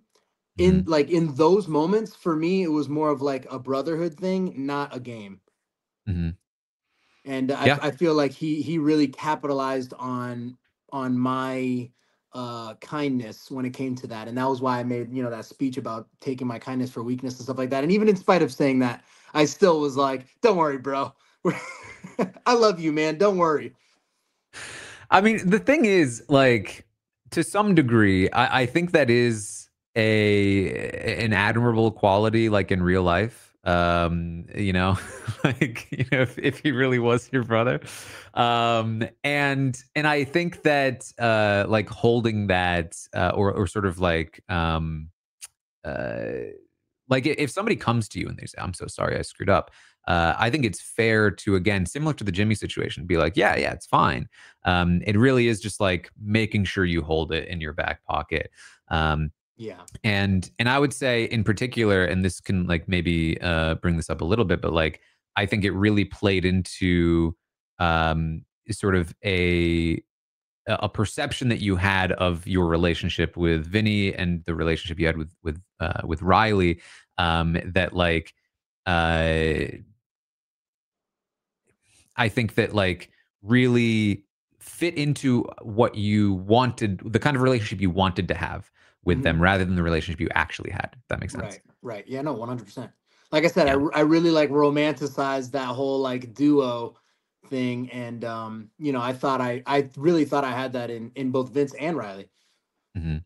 Like in Um, my brain, dude, that was like ride or die, 100%. These dudes will never turn their back on me, and it's so funny. Like it just makes me feel so dumb for like thinking that and then knowing what they were actually thinking in the background. yeah. I believe the comment you left was when I was talking to Corey from season 25. Mhm. And you know, sorry, Corey, but there's actually a little bit of a correlation here. He had a somewhat similar situation where he wanted to create a Danielle and Jason esque relationship with a player, Mimi, that season, and he like linked up with her early and was like, "Hey, we've got this secret relationship," and like the entire season, she just didn't like him. And he like never saw it. And so it is a thing where like you can often have this desire to play one way or to like have a certain kind of relationship. And then when you hear information or you see things that happen that contradict what you want, you'll find a way to be Mhm. like, nah, it's okay if it went this way, then it could make sense, right? Right. Like if it was just this human moment, and if it was just like this, and that's I think a really dangerous thing in the game for Oh, players. 100%. Yeah. Well, the fact that I kept doing that, like, it wasn't just that one time. Oh It yeah. was like, it literally happened like 3 or 4 times. And I was like, dude, don't worry about it. Hmm. And it's at this point too where like Rachel's really trying to open everyone's eyes about Vince. Yeah. She's working on Ava. She makes the final two with Ava, and is like, "Hey, watch Vince." And Ava starts watching Vince, and Ava's like, "Wow, you're right. Like he's everywhere. He's talking to Lauren a lot." And Ashley too has been talking about Vince for a while. She sees the Vince Morgan connection. She sees that Vince is talking to a lot of people, and Rachel's trying to like sound the alarm, like, "Hey, Vince is like this kind of like mastermind esque Tyler character," and and you keep like, "Vince, she thinks you're some kind of mastermind," and Vince, who 100% in his mind is like, "Maybe I am," is like, "Yeah." It's funny because I feel like I spent so much time alone that like I would see him talking to the same people. So like, was I aware that he was talking to Morgan, Zach, and Lauren a lot? Yeah. But I thought by extension, because he was good with the exception of Morgan. Obviously, I Mhm. was going after Morgan and Mickey because of the things Jimmy told me. Um, but I thought I was good with Zach. I thought I was good with Lauren.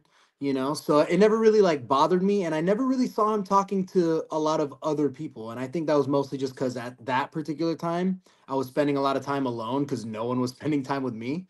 Yeah. So yeah, I was like, every time she told me he was like, this mastermind and stuff like that, I was like, Vinny, what? Something I think that players often should be looking out for. We talked about this a lot in season 19 when Paul really ran the house. Was that Paul was everyone's intermediary. They'd go from like one duo over here to another duo over here, and everyone would trust Paul to like interact with the people that they weren't close to for them. And they'd run back to these duos and be like, hey, this is how they're feeling about you. Don't worry. I'm working on them to make sure that they feel better, so on and so forth. And everyone's like, oh, Paul's looking out for me. And in the meantime, it just gave Paul all of the power, right? Yeah. And I think that like once you experience what it's like to be working with people that you can actually trust, that you are actually like in a good position with and in power with, it'll be like easier to spot when that's not happening. But because you never were in that position, like you walked into the house and very quickly found yourself in the position where you were on the outs, like there was nothing for you to compare it to. It was just like, well, I guess this is just how alliances work. And it's like, Yeah. no, Yeah, they I shouldn't had work no that way, idea. Keanu. That's not how it should feel. Oh my gosh. Wow. That's funny. So ultimately, Adrian is evicted. It's a blindside. And let's see here. I moved up in my notes.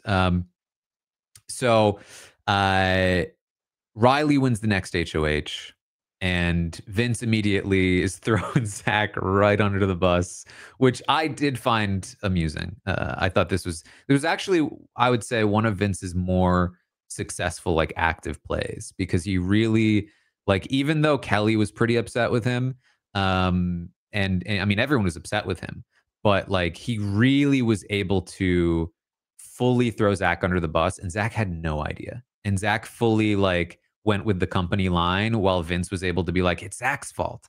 And then, you know, you and Riley and Catherine were like, screw Zach. And, you know, Vinny, he really messed up, but screw Zach. Yeah, no, he definitely, he got us good on that one for sure. And so in part because of this, in many ways, this all goes haywire. So you did see this in the episode, so you know Zach's sort of involvement here, with the power. Mickey has this overthrow power. At this point, everyone knew about it. I believe even you had been in some conversations, but I don't think you had been in like the big ones, because basically what happened was, and I think you saw this in the episodes, Zach was standing right there when she got it. So he pretty much knew 100% that Mickey Right. had it. And he told a lot of people that as well. He was like, hey, I was standing there. I'm like 99% sure that Mickey has this power. And so there were only a few people in the house that didn't have that full confirmation. And you, I believe, were one of those people. Yeah. The thing is, I swear Riley was not one of those. I swear to you, Riley was in some of those conversations. I don't think Riley was, because he and I were convinced that like either we were convinced it was either Ashley or Mickey, and it was like a toss up on who. And I Yeah, think the way that Ashley was acting that night in particular led us to believe that it was her. yeah, I feel like I remember him being, but the thing is that like he wasn't in as many of the conversations. He was definitely in some of the conversations where people were like, "Oh, Mickey has it 100%." But then the thing I was saying, because basically in the community, for weeks we'd been like, "Oh, waste of the power. Mickey's power will never work because everyone knows she has it. Everyone would instantly choose her." Um, uh, Except for maybe Keanu. Well, yeah, I was not in any of those conversations, so no one had ever told me that Mickey had the power. Yeah. But what I was saying was, I actually think that this whole questioning thing is going to make it more difficult than not. Because even if you have a pretty good idea of who has it, because like even Riley had said like the week before, Mickey 100% has it. And he didn't, I think, have like the concrete evidence, but he believed that she did. But the fact that you are now going to spend time questioning every person, it's going to make you rethink things you already knew and make you question things that you might have already suspected, and give opportunity, which Ashley was able to very smartly do, to throw in extra doubt. So Ashley goes up there, pretends like she has it, and Riley's like, she's got it. It's her. And Zach could have told him, but I would say smartly didn't, because Riley and Catherine did talk about how they were hoping to backdoor Zach that week if they had the chance. And then Vinny, of course, actually, I think I have a clip of what Vinny said in the episode. I let him know without pushing too hard. Because at that time I was like, classic Vinny. Classic Vinny doesn't push too hard. Like, Yeah. you should have just told him if you wanted him to be HOH. So he told him that Mickey had it? Basically, Vinny was like, I don't know. I really think it's Mickey. Oh, okay. Really? I don't think it's Ashley. I don't think so. I think it's Mickey. But at that point, Riley had already been convinced by Ashley's sort of ploy. So Mickey ends up taking over the HOH. This was a wild night for the live feeders, Keanu, because at this point, Riley was, not very popular. And a lot of people, the feeds came back to Riley as the HOH. They went to bed and then woke up the next morning to Mickey as the HOH. And at this point, Mickey was very popular. And so it was like, what a roller coaster ride. Now this HOH would be the last week that Mickey was very popular, but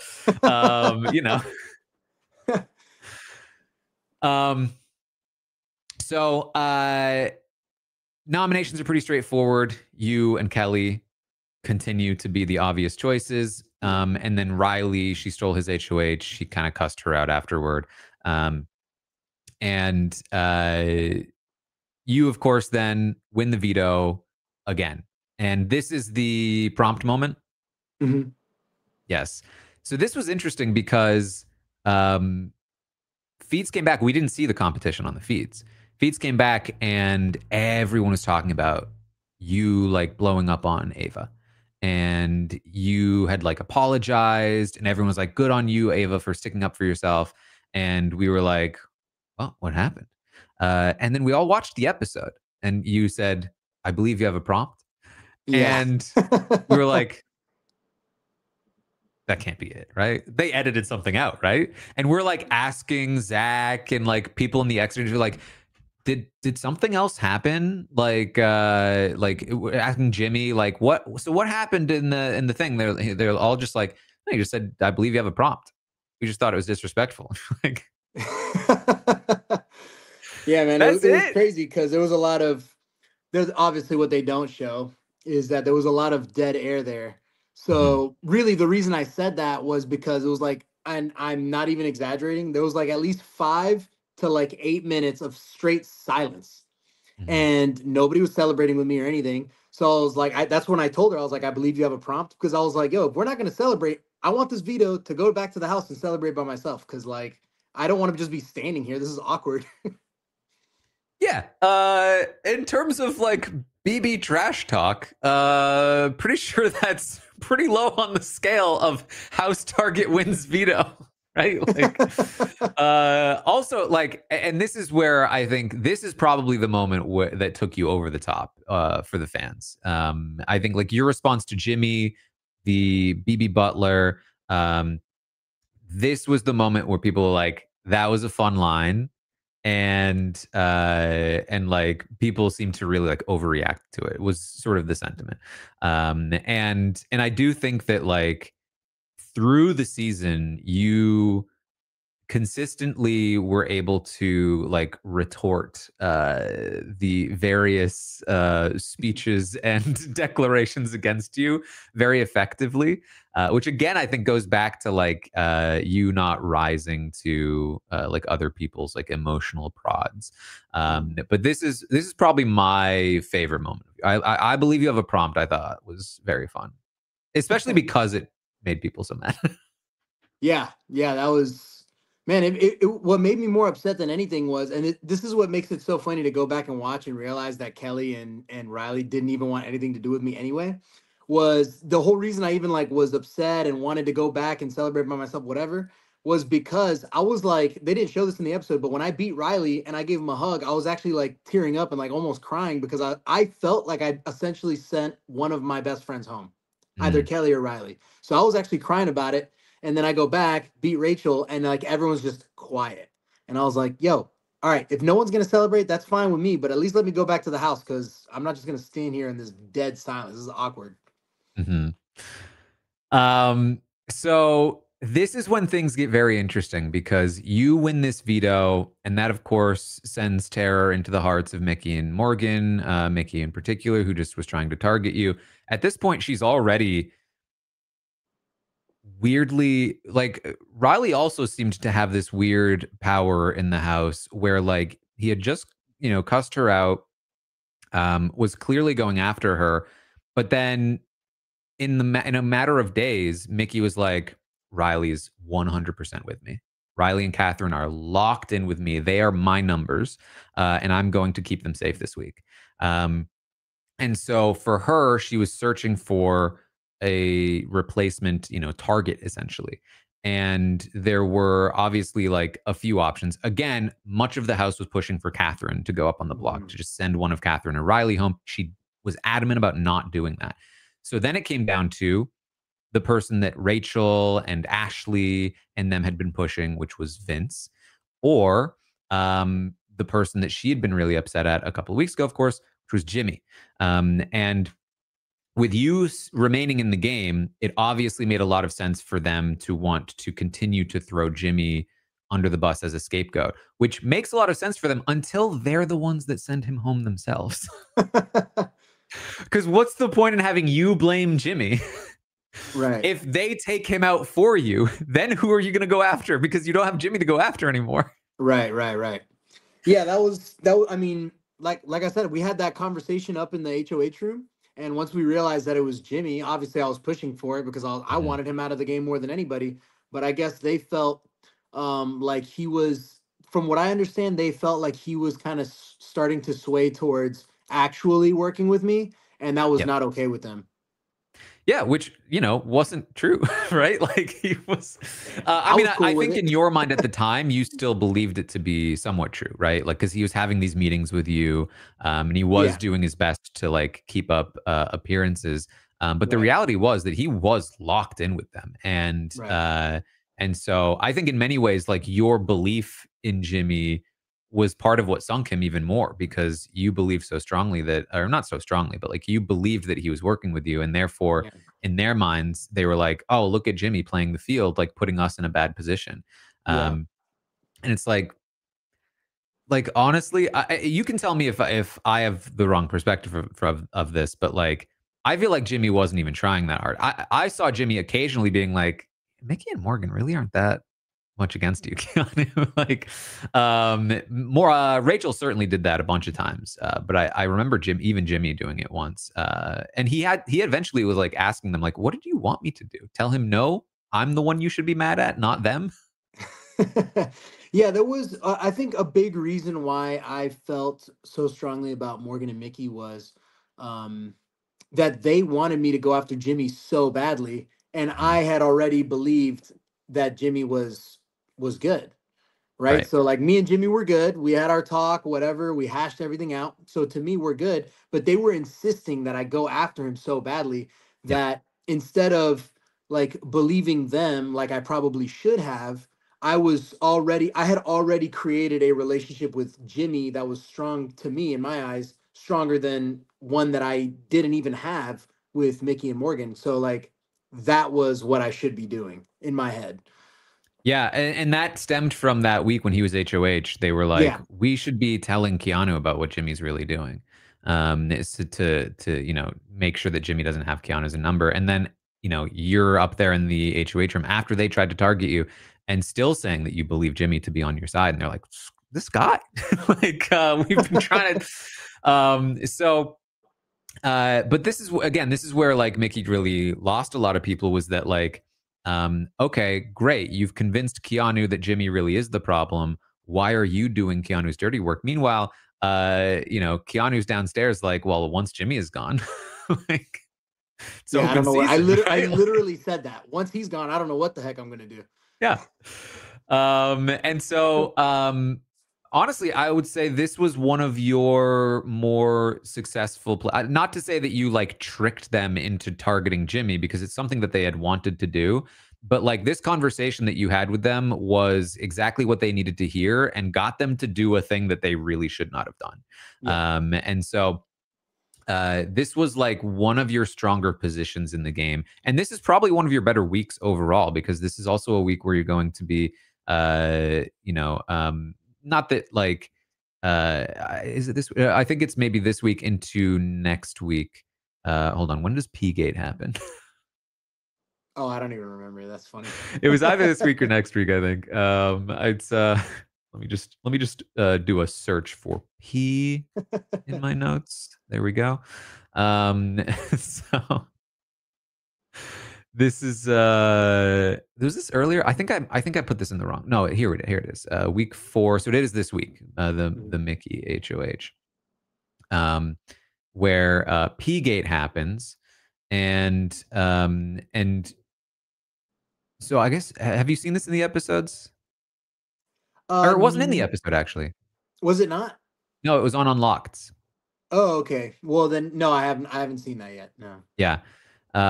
Basically what happens is they wake up in the morning. There's a bunch of pee, theoretically, on the floor.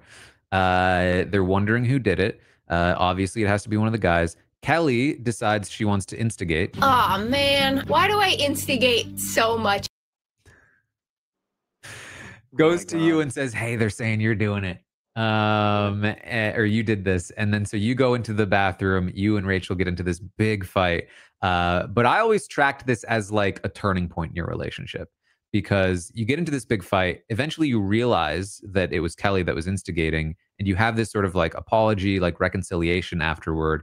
And it felt like from there you started to really, maybe not fully trust each other, but like started to, like you were able to move on to a new chapter in your relationship. Yeah, I would say. I mean, I would say that definitely set like the grounds for us to be able to move forward. But I think Jimmy going home and me consoling her when she was really sad, I believe, was really the moment that allowed us to be like, that really kind of helped us understand what our relationship was. That we were like always gonna fight, always gonna be friends after, probably gonna fight again, be friends. You know what I mean? Yeah, for sure. Yeah, like the week as a whole, I would say for sure. Like especially when losing Jimmy, she at that point had very few people left in the game, and so it made even more sense for the two of you to be working together. Now, the show made it seem like P-Gate was solved, and that it was actually you, Keanu. Oh, really? That's the perspective that the show seems to want everyone to think. However, I'm still not personally convinced. Keanu, what is your take on this? No, I actually know. I know who it was. I'm not gonna throw them under the bus. But so what I thought at the time was, I was like, yo, we're guys. You know what I mean? So, and if you got someone who's an aggressive shaker out there, there might be a couple of droplets that make it on the floor. I'll say this: if people really truly watch the live feeds for the first 5 or 6 weeks, they know that I walked around around the house everywhere barefoot, except when I would go to the bathroom. I always wore my sandals when I went into the stall. There's a reason for that, because there was always droplets of pee on the floor, and I would always pick it up. And that's what pissed me off when Kelly told me that Rachel thought it was me. I was like, yo, I'm the one cleaning this shit up every single time I freaking go in there. Like, it was definitely not me. But what I did say, like in the diary room at one point, was like, I don't know, man. I go pee every morning at like 4:30. Did I maybe aggressively shake too much and get a couple droplets on the floor? Maybe. But like, it's not like I sat there and peed on the floor. It wasn't until I got to the jury house that I found out that it was like legitimately like a puddle. And I was like, yo, that definitely wasn't me. And that's what pissed me off. And then Kelly told me who it was.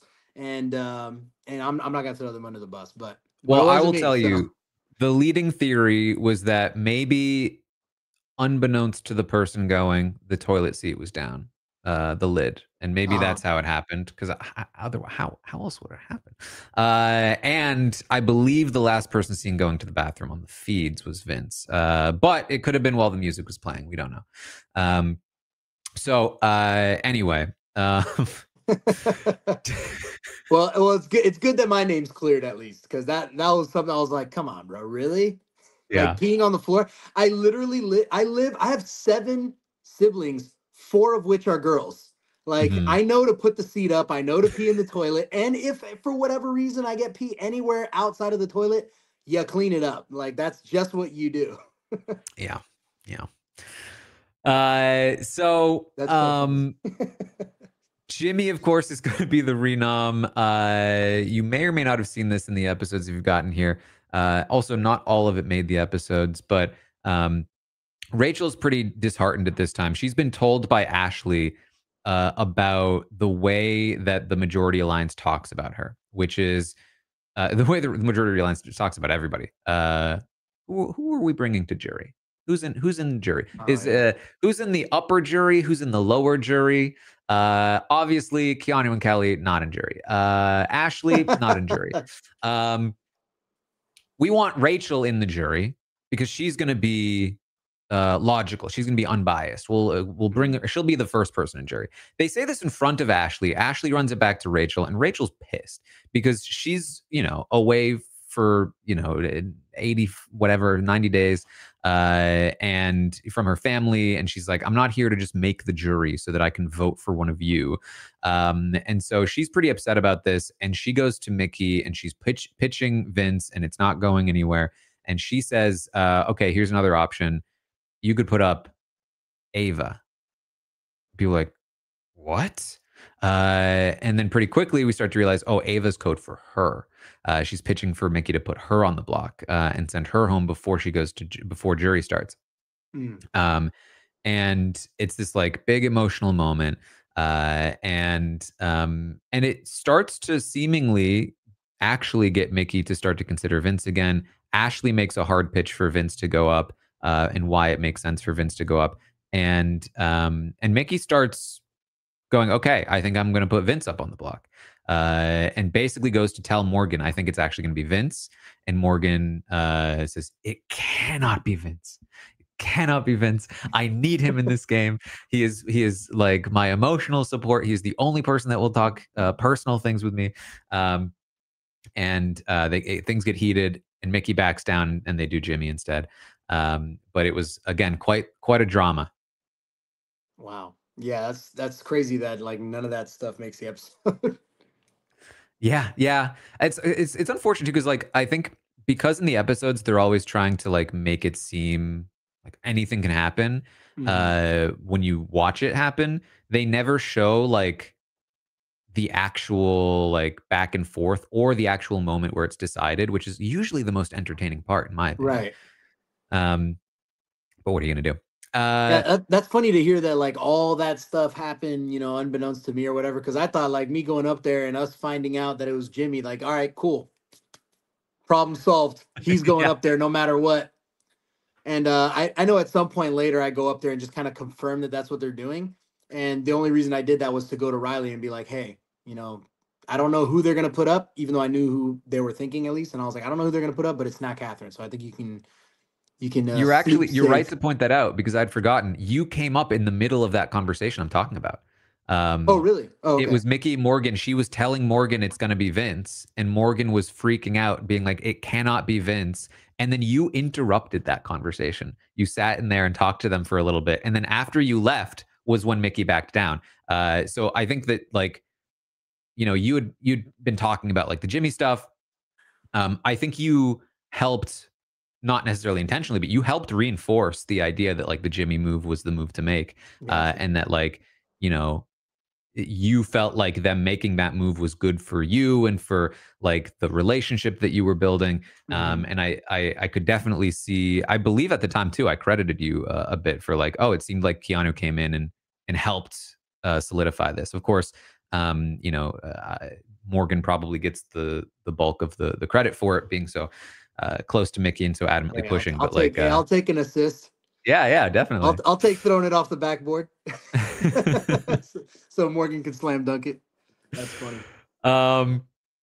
So there's some really fun stuff that happens here. First of all, Mickey, Morgan, Vince, and Zach in the wake of this move create the Melting Pot Alliance, the four of them, which does make the episodes. And Ashley's pretty pissed at this. She says this was a game-losing move for Mickey, which, yeah, it was. And Mickey gets pissed at Ashley for not supporting the move. And so then Ashley has this whole thing, which I don't think makes the episode at all. This whole Adrian vote flip. with Zach and Vince. They went to Ava for it, which I thought was wild in the first place because Ava loves Will. Why would she flip on Will? And I figured, everyone figured, Ava's going to tell Will. She's going to tell people that they tried to make this flip. Vinny's going to get caught lying to you and lying to Riley. Like, he's going to get caught because Ava's going to rat him out and expose everything. And then Ava never said a word. We're just like, why isn't she doing anything? She was telling the cameras like, hey, I just convinced Vince and Zach to not flip. Like, I just did a thing in this game, which is very fun. But then she never said anything about it. And we're like, why isn't she telling anyone? And so Ashley, who noticed that there was something sketchy going on at the vote, as many people did, went to Ava and pretended she already knew that they tried to flip Ava's vote, just guessing. And Ava inadvertently then confirmed it to Ashley. And so then Ashley now had confirmation that Vince and Zach tried to flip the vote. She goes up to Mickey as sort of a one of her peace offerings to Mickey was, hey, did you know about this thing that Vince and Zach tried to flip the vote to keep Adrian last week? And Mickey was like, I did not know this. That's making me look at Zach different. And like, how did you know this? And she was like, heard it straight from the source. Like, Ava, like, yeah, acted like I already knew. Just sang like a canary. And very fun move by Ashley. And this, of course, is going to get brought up later in the season, but I don't think it ever like reached you. I don't think it ever came back to you. Not surprised. Which I guess, like, to be fair, I think at some point in the game, people realized we need to stop trying to flip him on Vince because it's just not going to happen. Yeah. So ultimately, Jimmy is evicted here. It's a pretty easy vote. Did you see the episode of the vote? No, I haven't seen that one yet. So Rachel was pushing really hard at the last minute, trying to get Ava, being like, "We have the votes, let's do it." I'm sure you've heard about this. She does the same thing to Ashley when she walks through the hallway after voting. She says, "We have to vote Kelly out. We have to keep Jimmy. We have the votes." And Ashley says, "We don't have the vote." She says, "No, we have it. Trust me. Vote this way." So Ashley goes in the diary room and she votes to evict Kelly instead of Jimmy. And then she walks out, runs into Will, and he's like, "How did you vote?" And she's like, "I voted Kelly." He's like, "No." She's like, "Oh my God." And she runs back into the diary room. Oh, I have seen a clip of that. Yeah. Yeah. It's like, I made a mistake. I'm actually voting to evict Jimmy. Thank you. And then runs out of the diary room. And Julie goes, "No." But she doesn't hear it. So she leaves the diary room thinking that she managed to genuinely change her vote, goes around the house saying, "Yeah, I voted to evict Jimmy." Oh, wow. That's so funny, man. Yeah, we all knew better because Jimmy only gave her and Rachel a hug before he left. Well, he didn't even know that she had done that. But yeah, it was very funny, so funny little. Yeah, I did see a clip of that on like TikTok or something where she ran back in and I was like, what the heck was that for? That's funny. It's so good. So Ava wins the next HOH. And she actually wanted to nominate Ashley. She hated Ashley. She was, I think, one, mad that Ashley managed to get that information out of her. Two, was mad that Ashley wasn't supporting Mickey's HOH reign, and three, just really seemed to hate Ashley for some reason that we don't really know. So her initial nominees are you, because she argued with you, and Vinny, because he's Vinny the Lip, and she's seen what he's doing, and Ashley was her third nominee. Mickey and Will have to be like, no, Zach, and so she ends up doing Zach instead. This was at this point, your relationship with Rachel is developing even further. And I would say that like everyone was on board. Everyone wanted Zach or Vinny gone, and they wanted you to stay. And of course, it's this week that that you don't end up winning the veto. And just to skip ahead slightly here, this is when you gave everyone a massive heart attack, because the day of the blockbuster, you were talking about throwing the blockbuster, and Rachel was having to like beg you to not do it. And I was like, he's not going to do it because he's not going to know who he's throwing it to. And then Rachel makes that point and you go, well, no, I just stand there at the buzzer and wait. And I'd be like, no, he has an actual plan. Oh my God. Because they 1000% were hoping that you would do that so that they could vote you out. Yeah. I figured that was like something in my brain told me like, all right, well, Vinny's close, but screw that. You walked to it too. So I again, there's footage of me reacting to this. You were walking. I was like, he's walking. Oh, he hit it. Okay, we're good. Oh my God. Yeah, dude. That was a legitimate thought. And you know what? The week before too, I was thinking about using the veto on Kelly if Lauren promised to put Ashley up instead of Adrian or whatever, whatever week that was.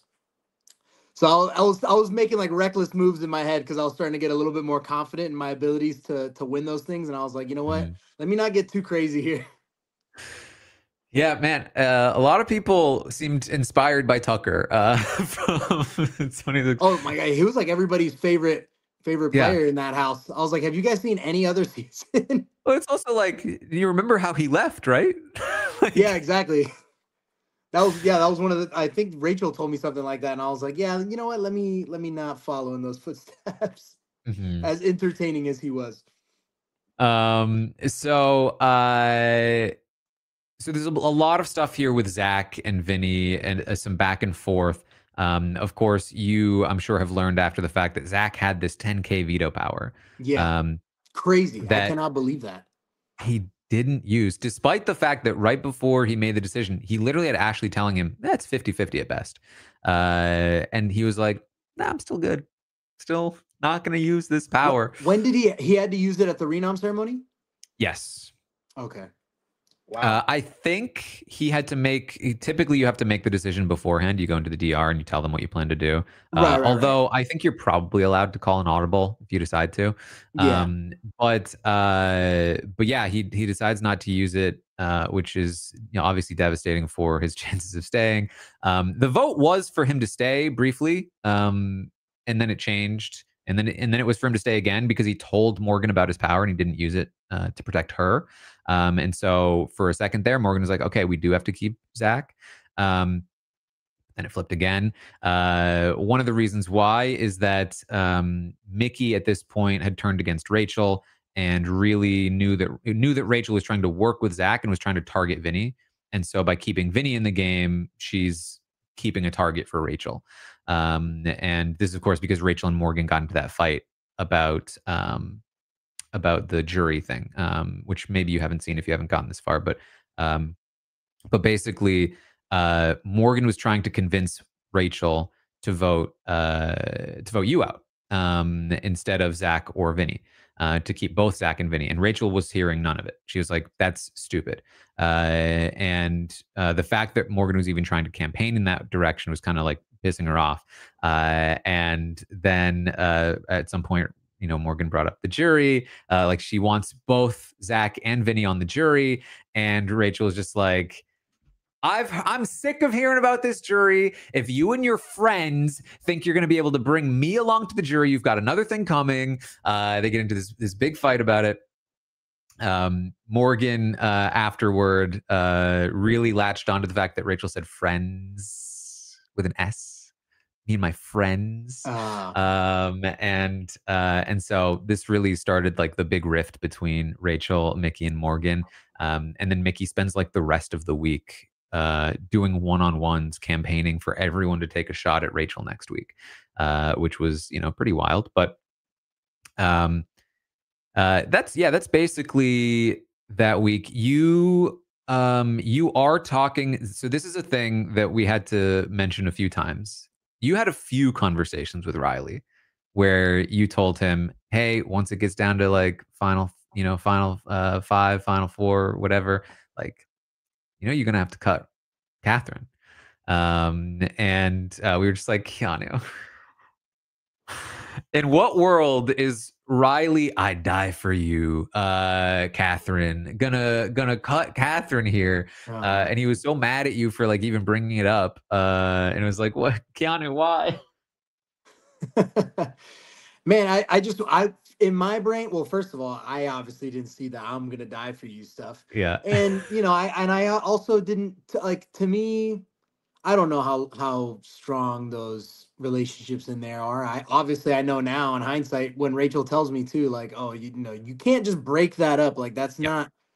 not. But yeah, to me, I guess I knew how strongly I felt about our final three, so I just Yeah. wanted to reinforce that he also had felt that way, and yeah, you don't do that. Yeah, that's a pretty easy, I think, just like rule is that, and it's on. To be fair, it's one that a lot of people do fall into the trap of. But like, showmances never turn on each other. Like, there's maybe 1 in 100 that will do so prior to a final three scenario. There's maybe 5 in 100 that will turn on each other at the final three, but never before that. And so you should never, like, even when they're saying like, oh, I'm so pissed at this person, I can't believe they did this, they complain about them, they say, oh, I'm totally going to be willing to cut them because I know I can't beat them. It's always, even if it feels true to them in the moment, they're never actually going to betray those people. Those kinds of connections are just way too strong. Yeah. It's like in real life when, somebody is in a relationship and they complain to you as a friend and they're like, oh, this person's really annoying, and then like you fall into the trap of like trash talking them, and then they're back together the next week, and it's like now you're the person that trash talked their significant other. Yeah. Yeah, it just doesn't work out. For the same reason you never trash talk your significant other to your mom or something. Yeah. I got you. Yeah, that makes sense. That makes sense. So the rest of this week is, again, it's a lot of Mickey campaigning against Rachel, and then Zach is evicted after you crush them in the blockbuster. Everyone was cheering for you, by the way. Like everyone was. That was at one this of the point. coolest moments, man. Me coming back to my phone and seeing like some of the stories that people had posted and seeing like bars of people just like cheering. That was cool. I would say because like, I'm sure you know this, but like there's the casual audience that watches the show, watches the episodes, and Mhm. then there's like the live feeder audience Yeah. who's like deeply ingrained in the community online. And I would say from my perspective, this was probably the height of your popularity for the live feeders. That you were like, um, you know, uh, because quite frankly, in terms of popularity for the live feeders, it was often who is working with Rachel and who is not working with Rachel. In part because Rachel was a fan favorite, but also in part because, like when people were working with Rachel, like they tended to be more likable. There was less trash talking going on. There was a lot of trash talking with Vinny and Zach and them. And then also, like, at least in your case, it was like when you were working with Vince, you were being lied to and you weren't aware of the truth. And when you were working with Rachel, she was telling you true things, and you had this like fun dynamic. And so people really loved that connection. And so you winning this blockbuster and sending home Zach, who didn't use the veto on himself, and all of this stuff was just like peak stuff here. Nice. Um, It's good to know that I had the live feeders at least for a little bit. and I will say this too, like you weren't unpopular with the live feeders, I would say, ever really. Like you have always had support. I would say that there are like two major things that people didn't like. One of them was just the frustration with your gameplay, and then the other was, of course, some of the stuff like Vinny will talk to you about later in the season, and some of the stuff that Ashley brings up and Rachel talks about with like the scoffing, Oh yeah. Which we'll get to, I'm sure, if you want to talk about it. But first, that's just a habit. Rachel wins the HOH. And this is an interesting week. Of course, Ashley really wants Riley to be the target. She sees the danger that Riley has at this point in the game. I am saying, like, I think Riley's becoming a front runner to win this game, because I think he was. If this shot hadn't landed, I equated it to like the vent on the Death Star. Like everything had to line up to like just like destroy this machine that was working, because Kelly was devoted to Riley. You were devoted to Riley. Catherine was devoted to Riley. Lauren was locked in with Riley and Catherine. Even Mickey was devoted to Riley and Catherine. And it was like, if this train starts moving, I don't think there's going to be a way to stop it, because on top of all of that, all of the best competitors are on that side, at least to that point. And so, but the problem was that for Rachel, that like Mickey and Morgan had been targeting her so adamantly the week before, and so she had too many people to deal with. And so initially, she tries to appease Riley and Catherine with the showman stuff, and Ashley's trying to be like, no, we have to bury the hatchet with Mickey and Morgan. We have to be targeting Riley. Doesn't listen to her at first. This is when Ashley says something that I didn't even catch at the time. She says, I've realized Vince is not powerful. I know everyone loves him, but he's not powerful. He will do anything Morgan tells him to do. So right now, that means that if we get Morgan, we get Vince. And that means that Riley is our biggest threat. Totally nailed it. It's ultimately, though, it has to be Mickey and Morgan on the block. And there's, a lot of stuff going on here with them. And this is like, again, peak frenemies content with you and Rachel. It's like she's in power. She's the first HOH in the entire season to not even consider nominating you. And so like you've got this like budding relation, and we can tell too that like despite everything, you seem to be the person Rachel enjoys hanging out with the most. Like you're hanging out and she's like, hey, don't leave yet. Like, like she's enjoying the dynamic. And it was very sad at the end of the week when the frenemies became more enemies than friends. But she's still at this point trying to warn you about Vince and Riley. It's almost like there came a point in your relationship where you both kind of agreed to disagree, I would say. That like she's going to stop. She's just like, listen, this is the truth, but I'm not going to keep pushing it on you. And you're kind of like, I know you believe that to be the truth, but I know it's not true. And so even though it was. So Lauren wins this veto. This was actually very funny, at least from our perspective. You agreed with Rachel. You didn't want the veto to be used. You were hoping to get Mickey out, Mickey or Morgan. And you don't want the veto to be used because you don't know what, you don't want Kelly on the block. You certainly don't want Vince on the block. You don't know that Riley. You don't know that Riley's an option yet, but you don't even, you agreed with Rachel. You don't want the veto to be used. You tell Lauren, watch out for listen to the people who are trying to push an agenda on you, and pay attention to the people who are like, do what's best for your game, because those are people who really have your best interests. Then you go to Vince and you say, hey, I told Lauren this. If you tell her not, you don't have an opinion, she should do what she wants to do for a game, she'll hear that. First thing Vince does, Keanu was just like telling me what to say to you about like how I should say that, you should not look out for your like whatever. And Lauren is like, I thought that was weird. He was trying to set me up. Wow.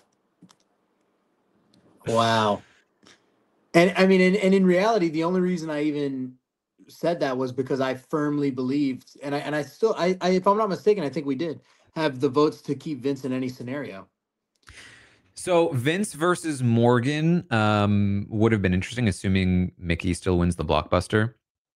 They would have had Ava's vote, but it really comes down to Mickey, I think. And we can assume that Mickey votes out. Hold on, let's look this. Let's look into this. I can't remember exactly who was in the game and stuff, but Vinny was in danger, I will say. He was definitely in some danger, considering the vote does actually flip on Riley. There's definitely a chance it flips on Vince as well. So there's 9 votes total. There would have been Ashley, Mickey, Ava, Will, and Then on the other side, evicting Morgan would have been you, Riley, Catherine, Lauren. And who am I missing here? Kelly. Kelly, yeah. Kelly votes was... to evict Morgan. Yeah. Right. So yeah, so that was where I thought we had the 5. Yeah, he's probably so good there. my whole argument was like, well, like Vinny, I know it's scary to be on the block come eviction night, but if it doesn't get used on you, we don't have to worry about anybody else on our side going up, and you have the numbers no matter what, because none of these people are going to flip. So that was why I was trying to get him to, but at the end of the day, like, I guess I should have been more understanding that people are not going to want to play chicken with their own games. So yeah, that was where I went wrong. Gave him the ammo to even use against me, which I can't even believe, because I was just trying to help him out. Yeah. So this is when there's a bunch of push for Lauren to not use the veto, for Lauren to use the veto. There's some fun Ashley stuff here where she's like trying to convince Lauren to use it, and then Rachel's complaining to Ashley about Lauren using it, and she's like, "Oh yeah, I think it's just what her gut's telling her." And you have to do though, right? Like the showmans. And so she does talk to you, hey, if Lauren uses this, I might have to do Riley. And you were like, don't even talk about that, Rachel. And so oh man, the Lauren stuff that morning too was wild. That night was wild. She was talking to Morgan and Vince in the storage room, and Rachel came in and was like, hey, are you trying to pressure this girl? Oh, I remember that. Mm-hmm. And then the morning of, Lauren goes to Rachel, and she's in my defense, real quick. The only reason I was so adamant about Rachel not putting Riley up also was because, remember, I thought for sure that Vinny was with, like, the final 3. I thought that was because in my head that's what I was loyal to 100%. So I thought he maybe thought the same way. I knew that he was close to Morgan, but I didn't think that he would go against our final 3. And that's just my me being naive. Was, just because I didn't have anybody else doesn't mean other people don't have anybody else. And for me, that final 3 was all I had besides Rachel then at that point. And so that's what I stayed the most faithful to. So in my head, Riley, there was no way Riley could go home. So I was like, Rachel, why would you do that? There's no way that he goes home. In your defense as well, that was the, I would say, majority perspective from the live feeders at the time. Also, not that it was like necessarily a bad move to make, but that like trying to get the numbers for Riley to go seemed impossible. Right. Not because of Vince, because at this point we knew who knows where Vince actually is, but because of Ava, because Ava loved Riley.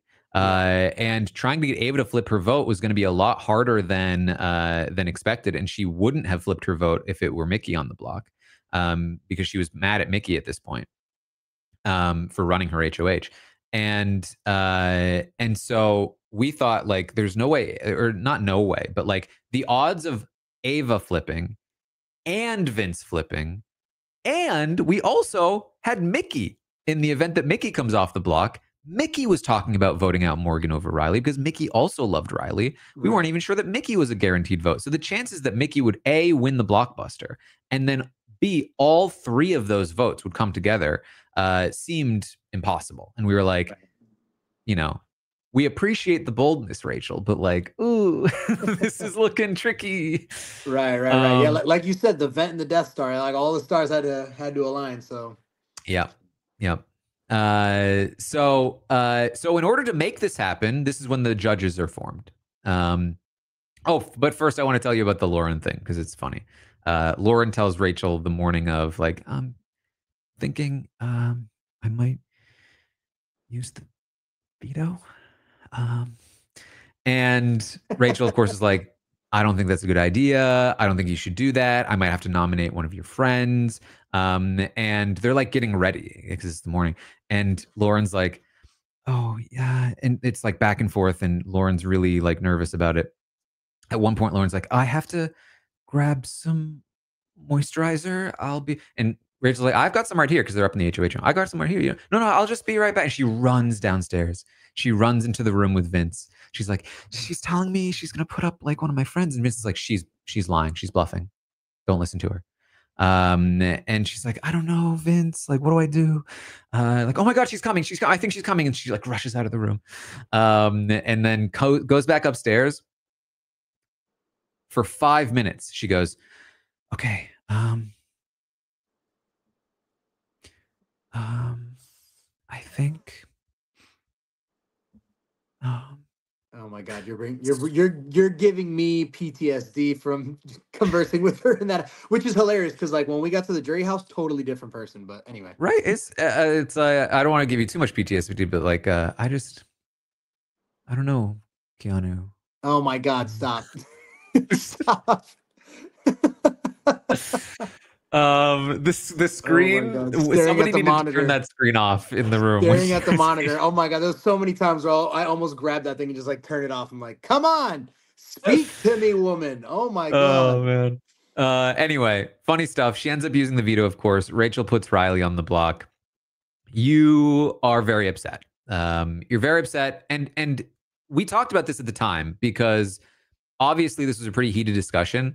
But like, given your perspective, it did feel like you were being pretty fair to her, from my perspective at least. Like to Rachel, right. in this sort of argument that you had with her after the fact, where it was like, we know that he's wrong. We know that Riley did have that conversation with Rachel. We know that Riley wasn't really messing with Keanu all that much. But given what Keanu believes and the fact that like he was barely consulted on this, and he doesn't think that this is going to go through, and we don't even think this might go through, like it's kind of understandable why he would be this upset and like be talking to Rachel in this way. People seem to think that I was, and obviously I know how I can be when I'm like very passionate about what I'm speaking about. And so people seem to think that I was being like condescending, and maybe it came off that way. But I was just so like, what are you doing? He doesn't have the votes to go anyway. Why would you create this enemy? And at the time, I was trying really hard. Like I understood the dynamic of Rachel and I's relationship. Outside of each other, we were working with people on the opposite sides of the house. So I was trying to kind of get her to like build a relationship with Vince, build a relationship with Riley, and for her to do that completely undid all the work that I thought at least I was doing. Yeah. So that's more why I was upset than anything, because I felt like I completely wasted a week of my time.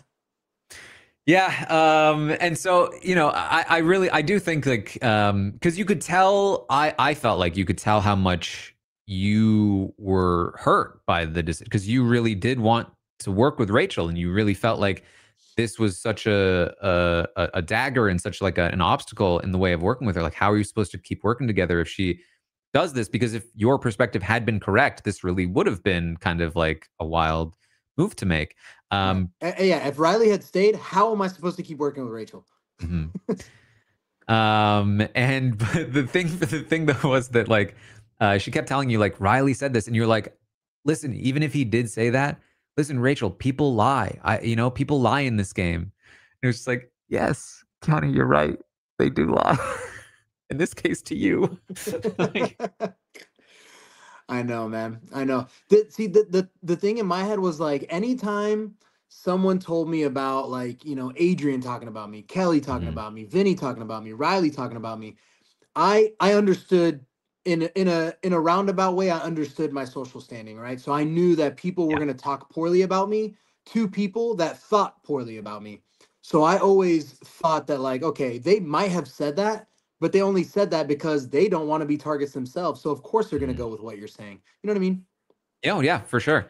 That's again one of those situations where I'd say like, it's an understandable thought process, but theoretically you should want to be in a situation where your allies aren't talking about it. Right. Yeah. No, like now, like you said earlier, like this isn't what an alliance is supposed to be. And like I didn't know any better. So for me, I was just like, well, this is the position I'm playing and I'm really good at it. So screw it. This is what I'm doing. So Riley's on the block, and there's the judges are formed. This happens because Ashley sees this vision of because Vince will do everything Morgan says. If we are able to pull Morgan, then we get Vince as like a +1, which is phenomenal for us. We need his vote this week anyway. So let's make this like alliance and we'll work with Morgan. And once Riley's gone, Morgan will start winning HOHs. And that'll also be good for us. So her and Will sort of tag team. They go to Rachel, they go to Morgan, they bring them together, they pull in Vince, they form the judges, and they make sure to go to work on Ava. Now, of course, Vince isn't really with this alliance. This is full of people who he has not worked with and does not work well with. So there's not a lot of incentive for him to actually go in this direction. But there was quite a debate. Corey actually had the opinion that Vince should stick with the Riley side. He should send Morgan home, stick with Riley. I was in the opposite direction. I was saying I feel, because to be fair, I didn't see the vision Ashley did at the time. I didn't realize that Vince would do everything Morgan said yet. I didn't realize that until later. So I was of the opinion that if Vince sided with Riley and took out Morgan, Morgan is an ally for him. And now he's stuck with like, and maybe you'll tell me this is wrong, but I felt like when it came down to it, Riley had done you less dirty than Vince had. And that like, you were more trusting of Riley at this point than you were of Vince. Not that you wouldn't work with Vince long term, but like you were still more loyal to Riley than Vince. Catherine was more loyal to Riley than Vince. Ava was more loyal to Riley than Vince. Mickey was more loyal to Riley than Vince. And it was just like, this is really dangerous for a player like Vince, especially considering that Riley is capable of winning competitions, as is Catherine. And the only person Vince actually has in that spot is Lauren, who ends up being in a better position than he is almost, because she's closer to Riley and Catherine, who are the power structure at that point. So I think it was an interesting debate in terms of what should Vince do. Obviously, from your perspective, you really wanted him to stick with you guys. Yeah, I mean, to me, it was a no-brainer. I was like, the whole time we were talking, Vince was like, yeah, dude, I'm voting with you guys. I'm voting with you guys. I'm voting with you guys. And I was like, okay, cool. Took it as gospel. I was like, yeah, all right, cool. We're good. Yeah, I mean, I think at the end of the day, like all he needed to do after this vote to take out Riley was, he was in a little bit of danger from blowback, but he ends up winning that HOH. All he needed to do was like play his own game from there, and stick with Lauren, which is what he intended to do. I think it's just that Morgan kind of got in the way. But I think if he had done that, I think he was still in a position to potentially win the game.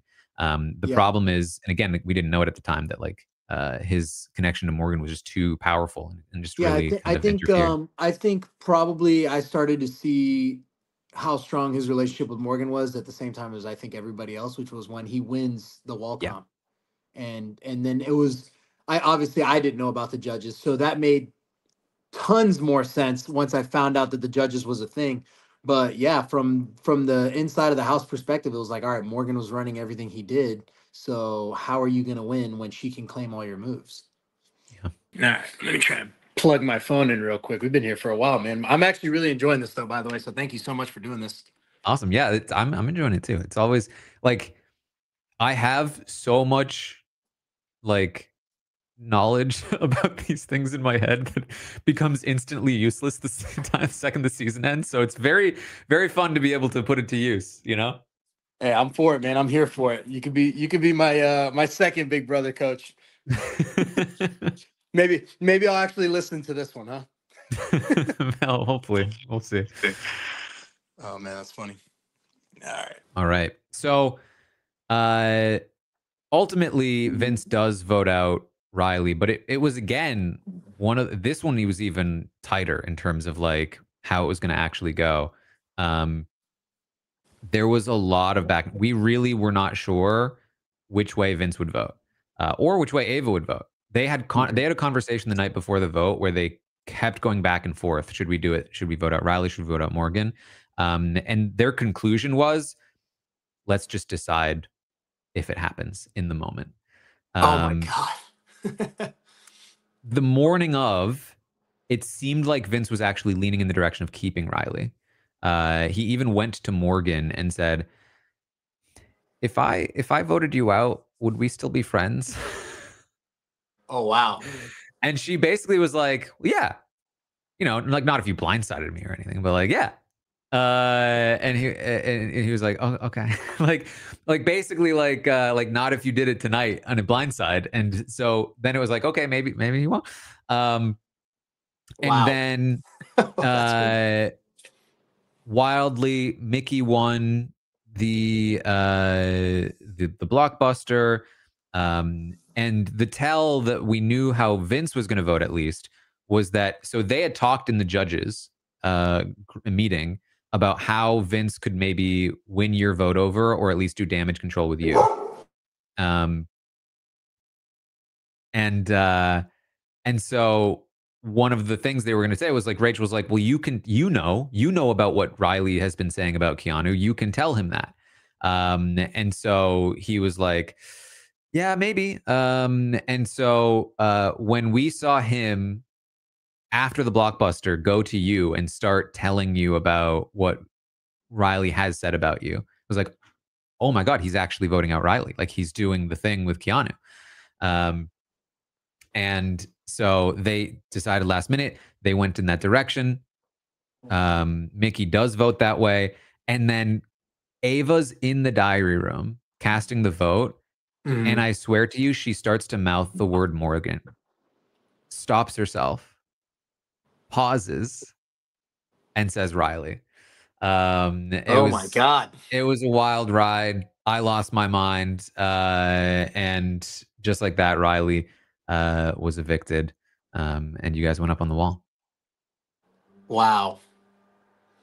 That's crazy to know that all that like just happened last second like that. Yeah. Yeah, I mean, it's one of those things like even though Rachel kind of like didn't manage to flip the vote in any meaningful way when Jimmy was on the block, it's like those moments where there's some uncertainty, like hey, you never know, just managing to push in a certain direction can be so potentially effective. But it's very situational, of course. Now, let me ask you a question. Mhm. What do you think the ramifications would have been had she missed that shot? I think Riley wins the wall. I don't know. Okay. I think Riley versus Vince on the wall. Vince looked very good. Yeah, I would say that he it was like built for him because Yeah. like the position that he used with his arms under like that was like perfect for his height. He got to trade arms, which is just like so effective because he can be resting one arm while he uses the other. That competition is so height dependent, typically. And Speak of the devil and he shall appear. Vinny literally just texted me. That's hilarious. there you go. It's basically it's so dependent on like where they put the things. And so sometimes they don't put a thing above you. Sometimes it's just I below had you. never seen that before. Yeah. And so it's so dependent on how it goes. Taylor managed to win by never moving her hands, so they never got goopy. But then they kind of messed with that by putting in like all the rain stuff in addition to the goop. So there's not really a great strategy, I think, to win it other than, just be the right size. Yeah, I agree. That's funny. But don't yeah. be 250 pounds. Everyone was like, oh, Keanu's got that. I was like, guys, what are you talking about? I'm 250 pounds. That is not going to be easy for me. It was possible because there was a lot of like upper body strength, like stuff to it. It used to be that a person of your size would never even come close. You'd be one of the first people off the wall. It was only ever for really small, light people. But they changed it to be more upper body dependent of like a little while ago. Jackson Mickey ended up winning on the wall. And that was when we were like, oh, wow, like this has really changed. I think once it got to the point where it was like almost parallel to the ground, there's no way I was up there. Yeah, no it's still so dependent. And like when it is just handholds below you, it's about like where are those handholds? Are you having to reach up here or down here? And if just getting it at the right angle is just going to be so effective. Yeah. So Vince does win HOH. I do think if Riley wins HOH or Vince wins HOH after evicting Morgan and keeping Riley, either way, we're probably just looking at like Rachel, Ashley, you know, Mickey, Morgan's gone, Mickey, potentially. Yeah, because Riley was happy to target Mickey at that point. It's probably like the three of them on the block. And you know, the Riley side just, I mean, just crushes from there, right? Because Yeah. you win the next HOH. That was Lauren, my whole argument. I'm sure you guys know this watching the live feeds, but I was trying to get me, Kelly, Catherine, Lauren, Riley, and Vince, the six of us, and I was like, yo, we can literally come together right now and just run the rest of this game. You were completely right. Yeah. And fans hate it when that happens. But it is an exploitable part of the game. Like the competitions do not vary widely enough in the kinds of skill required to win them. So that like if you are the kind of player that can win, you know, 3 competitions, you're probably going to win 6 competitions, depending on how long you last. And so if you're the kind of player that very rarely wins a competition, you're probably never going to win a competition. Yeah. And so I think it's my personal kryptonite was stacking comps. Yep. Listen, that's personally why I love the stacking comps, why I love anytime like more variety is introduced, because I personally think it's way more interesting when anybody is capable of winning almost any competition. It's so much harder to maneuver. For as much as like obviously when you're playing the game, you want to be able to like control as many variables as possible. It can be frustrating to watch like one group of players just win every competition. That's what happened with the committee in Big Brother All Stars 2, season 22. They literally won every single competition the entire season except for one veto, which was Tiny Veto. So it's like, yeah, we like those competitions, or at least I do. Although I will say, if I played the show, I would not. I would much prefer the physical ones. Man, those are tough, bro. Those are tough. Anyway, Vince wins HOH on the wall. He gives the wildest excuse for this vote in the world, which is, I thought it was a sympathy vote. They tricked me. Oh my God, yeah. Yeah, I lost a lot of respect for him when he said that specifically. I was like, dude. Yeah. And yeah, I thought, you know, a part of me thought that by showing him a lot of grace and kindness and things like that, that eventually I would win him over. But I think, and I am in no way, because I already know what people are going to say once I say this out loud, but I'm going to say this, and I'm going to preface this by saying in no way, shape, or form are Vince and Morgan a showmance, but they were like operating like one. Yeah. So it was, I didn't realize, for the same reason that I went to Riley and was like, hey, you know, you got to get rid of her at some point, right? I was telling Vince the same thing about Morgan. I was like, hey, are you going to be okay getting rid of her when you need to? And he was, you know, he was telling me that, yeah, he would. And I was like, all right, cool. Well, that's all I need to hear. And yeah, I believe that through and through. Yeah. So Vince wants to target Mickey. You have like a dramatic change of heart, seemingly. So from our perspective, watching the feeds, this was like you were trying to target Rachel, and the reason felt simple. It was that Rachel essentially turned her back on you. Again, if your information is correct, then she nominated Riley, and she's now not somebody that you can trust to keep around. And if you believe that you have enough people that have your back anyway, it makes sense to try to take down like one of the bigger threats on the other side. Right. The episodes portray this more so like you have this conversation with Catherine and Lauren where they are like essentially trying to like plant this idea in your head of like, hey, if Rachel makes it to the final 2, we're going to vote for her. And you kind of go like, wow, well, if I can't beat Rachel in the final 2, then I've got to target her. I can't work with her. And so I guess the question is like, how much of that was the reason why you were trying to target her that week? Most definitely the former. Yeah. But speaking with Catherine and Lauren and them telling me that just kind of reinforced it that like, okay, well, if she's not with me and I can't beat her in the final anyway, might as well get rid of her now. Yeah. And I really thought at that time, because when we made our final two, the frenemies, we had agreed to consult with each other and on all the moves that we made. And obviously she didn't do that with me. And, at the time, obviously I very firmly believed that Riley was with me. So for her to do that to me, I thought was like a huge slap in the face, especially after I just finished, telling her like, all right, let's do this. We're ride or die, but like, let's try to, work together the best we can. And for her to not consult with me at all made me feel like, okay, well, that was probably fake, and confirmed to me that that she was kind of like a liar and would only do what's best for her, right? Which obviously in the game, you're entitled to do what's best for you. But it really hurt me in the time because she's told me that she would consult with me, Mm-hmm. I almost forgot about this as well, because there was some drama after the Riley nomination about how Rachel it was saying, I told Lauren this is what I was going to do. And Lauren was saying, no, she didn't. She did. She told Lauren straight up, I'm going to nominate Riley if you do this.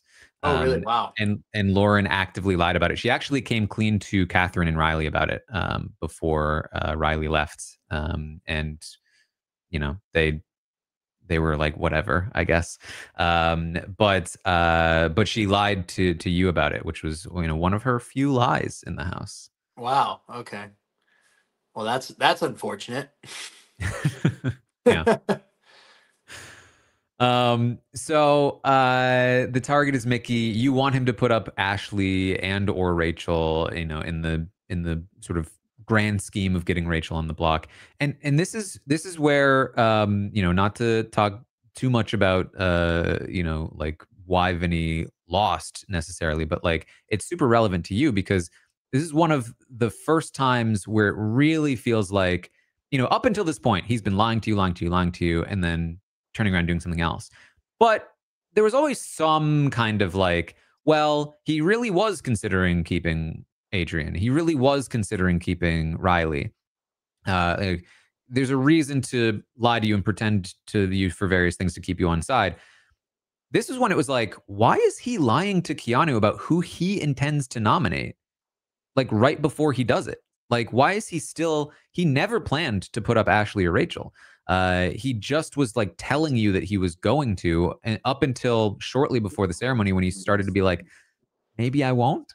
And it was like, why is he and this seemed to really continue throughout the weeks, specifically often with you, like when he was the HOH at the final 5. And he's telling you he is going to nominate Morgan. And as soon as you leave the room, he's like, I'm not nominating Morgan. And it's just like, what's the purpose? You're in control of the situation. You don't need to lie about it anymore.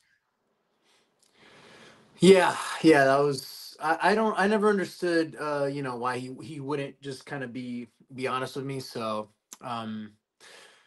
yeah, I don't know, man. I mean, I'm gonna be honest. I was just me, like I said, being naive. Like I just kind of always operated under the, hey, man, I trust you're gonna do the right thing for both of us. So do what you got to do.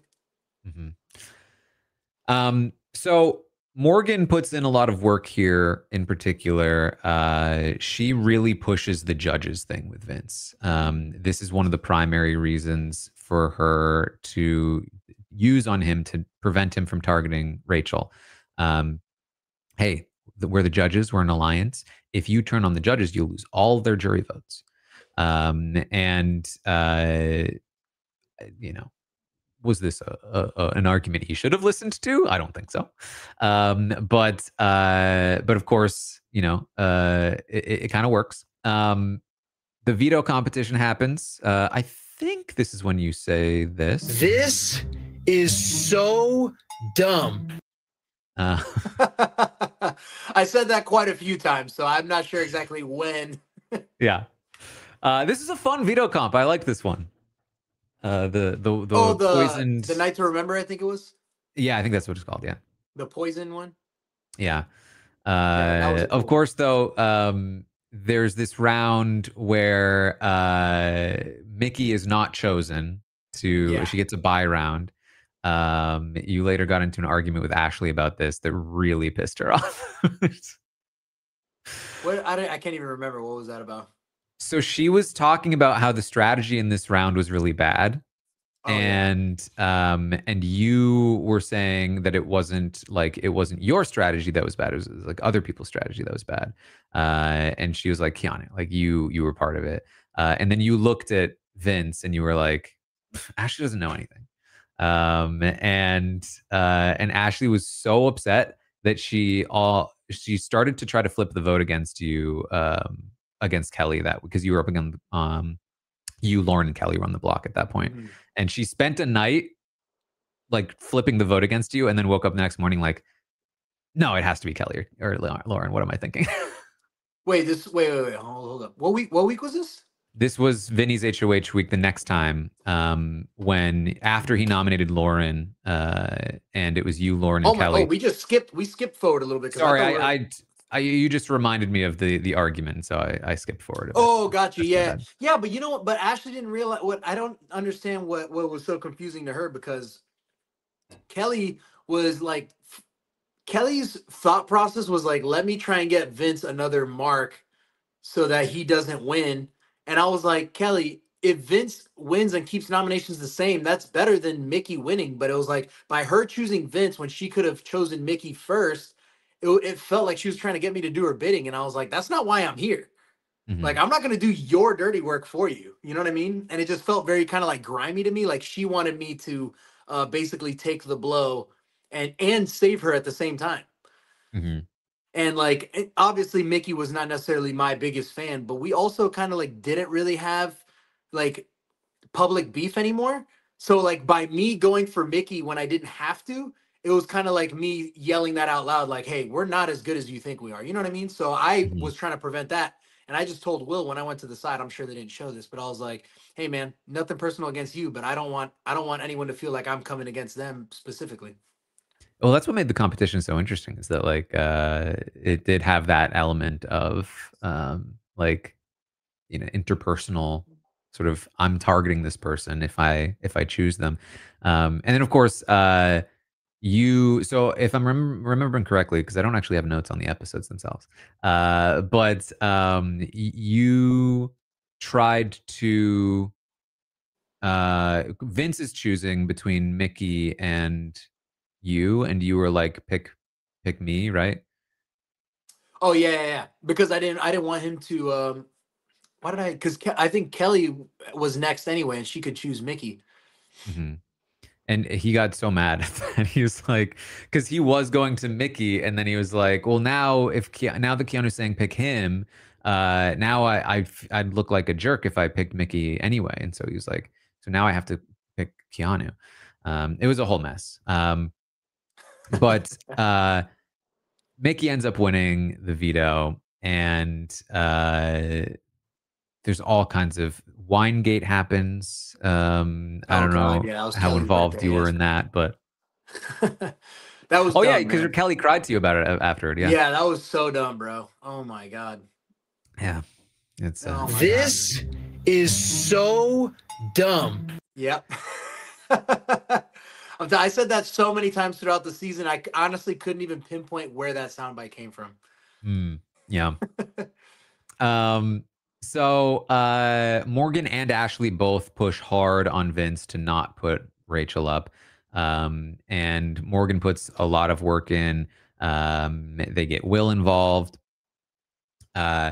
Lauren has this moment because Lauren and you ultimately have a lot in common, in the sense that, like, you know, you put way too much trust in Vince. You know, it's like her birthday, and Vince is telling her, yeah, I think I'm going to put up Catherine. And she cries to him. Like, this is, I'm so grateful to be here, and I'm so lucky, but this has been an awful experience. My game is being destroyed. And he was like, your game? Think about my game. and she was just like so annoyed. And they at that point they were like, man, we really should have evicted Ashley over Adrian. It's like, yeah. Yeah. And when he puts up, and so then there's this whole drama in the morning. You had talked with him late at night. He got so mad about that. And then the next morning, it was like you versus Rachel trying to like get the last word in. He Lots got of, mad at me for talking to him at night. oh yeah, he was very upset. Oh, why? What the heck? He went on a whole rant about how you got in bed with him and like he's trying to sleep and yeah. Oh God, wow. Well, I had seen Mickey leave the room, so I was like, oh, he must still be awake. Mhm. Well, yeah, Wow. I think because and let me like this is like stuff in the game, you know, and like people say things, and you know, we're talking about game stuff. I don't want to like bring stuff up that's like hurtful or makes you Yeah, feel no, no, bad no in any way. worries, no worries. But they like Mickey had been pushing for Catherine to go up as well, and he was complaining to Mickey about how you were pushing Rachel. And so they were up there like, can we wait him out like before so that he doesn't get up here? And she was trying to like sneak out so that you wouldn't notice, and then he could go to bed. But then you got in there anyway, and he was just like really annoyed. Well, that was the point. Yeah. Oh wow. What I will say is like that was the right move for you. Like you should be like that is what a lot of people this season failed to do. It's what Morgan had, it's what Ashley had, and it's what you had. You all three of you were pushers. Like you would get in there and you would make your case.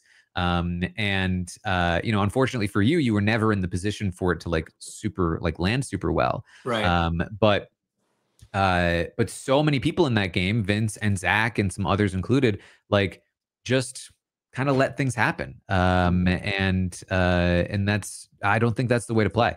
And you know, the bottom line is, you know, things it was close. It was looking like he might put Rachel up for a moment there. Although I will tell you, at this point in time, we did have I I had come up with a good way to predict what would happen in any given week. Unfortunately for you, which was this is what Keanu wants. So So the opposite. the opposite's going to happen because every single week that's what happened. Oh my God. Except for the Jimmy week, I guess. Wow. Yeah, and this all stems back from me just having very poor social standing throughout the game, just in general, huh? Yeah, I think so. I mean, and again, like, I think that I don't think it can all be attributed to that. I think that, like, again, there's like a way that you communicate with people that didn't always come across super well.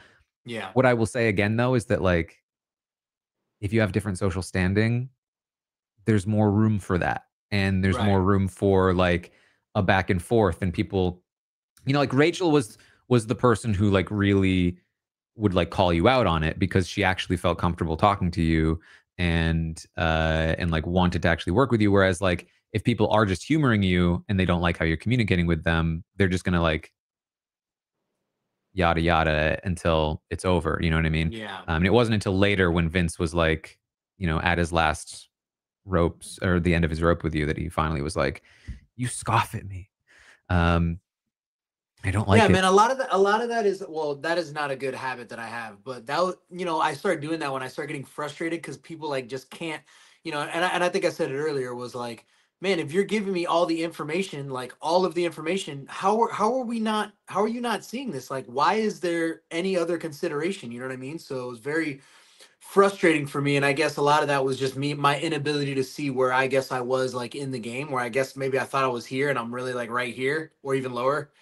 Mhm. And it was always just I was always like always felt like I was communicating out of like frustration because I was like, man, why aren't we doing these things? Why didn't we make that alliance? We could have been so much better right now. Why aren't we? You know what I mean? And it was always like almost like you said, it was like whatever I wanted, literally the exact opposite happened all the time. And I think it was just starting to like maybe I understood that in some way, shape, or form subconsciously, and it was always just really frustrating me. So every time I spoke with somebody at a certain point, I was just like, fuck, I'm not gonna get what I want anyway, but I have to try because that's the game. Yeah, and you tried, and you had this moment with Rachel where you were like, she was trying to like box you out and all this back, because at this point there was all this drama about so what happened was you were trying to get Rachel on the block. Vince told Rachel that you were trying to get her on the block. She went to you and said, hey, I'm being told you're trying to get me on the block.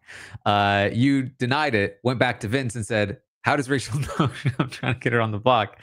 And Vince was like, and Vince denies it. And then Vince then went back to Rachel to be like, why is Keanu telling me that you're telling him that I'm trying to get him on the block? And inadvertently, that was the furthest you got in getting Vince to nominate Rachel, because he was then like, Rachel's ratting me out to Keanu. And so again, lots of back and forth there, but ultimately Catherine goes up on the block and you are very upset about this, and you have what was a very serious conversation, I think, for you, but was a very funny conversation for many people watching.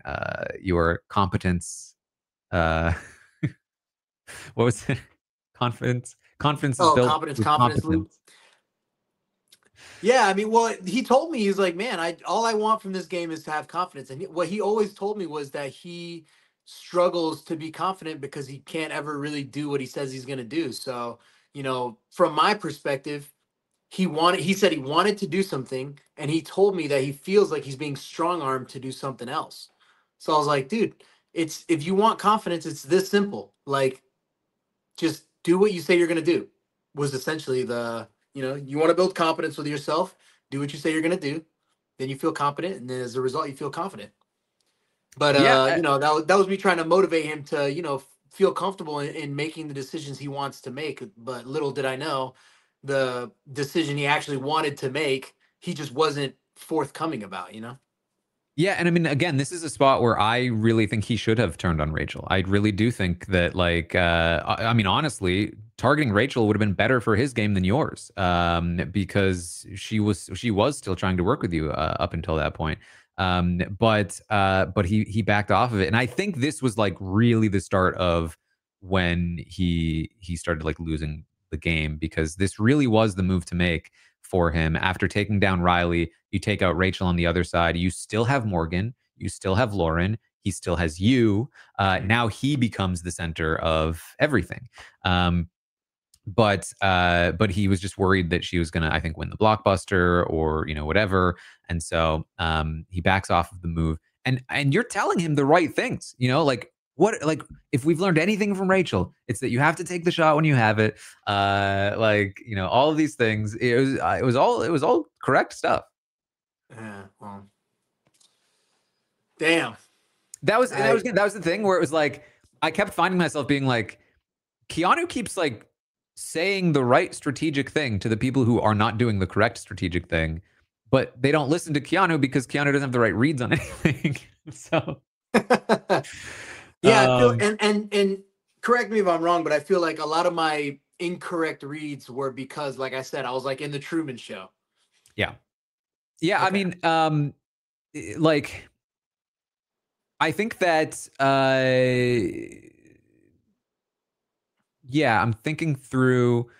Had my reality been actual reality, do you think my reads would have been more correct?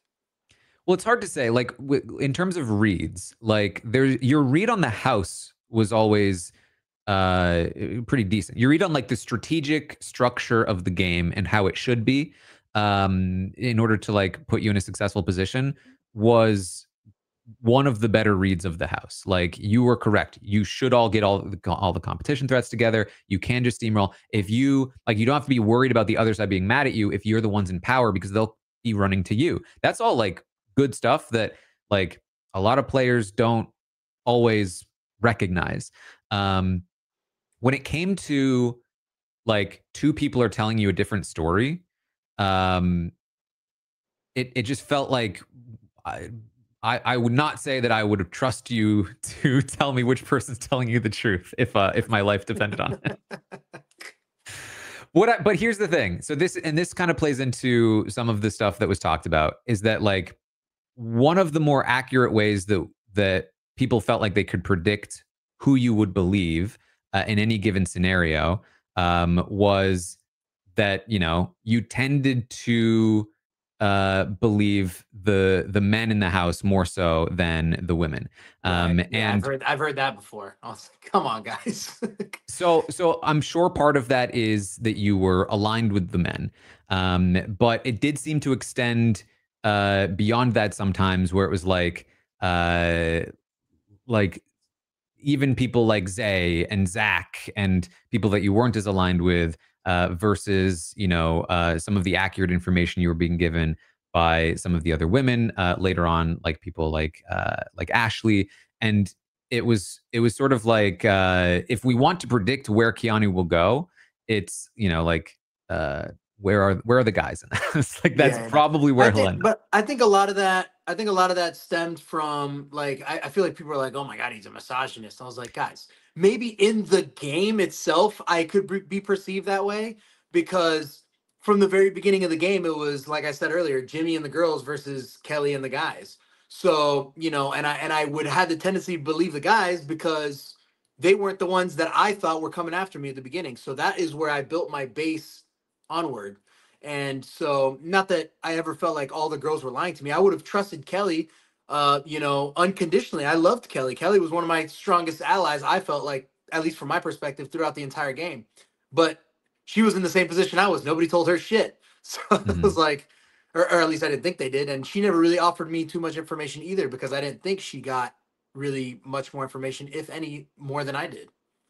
Yeah, and I And it's Lauren the it's same way. I felt the same way about Lauren. I trusted Lauren as well, but you know, she never really spoke to me either. And I never really saw her speaking to anybody too much outside of Vince. And I thought I was getting the same information out of Vince that she was getting. So it's a tricky thing because even talking about it kind of like evokes very extreme reactions. And so like there was this sort of back and forth about like it seems like there might be a bias toward some of the men, and then a sort of response to that of like, what do you mean that's ridiculous? You can't say that he's like a misogynist.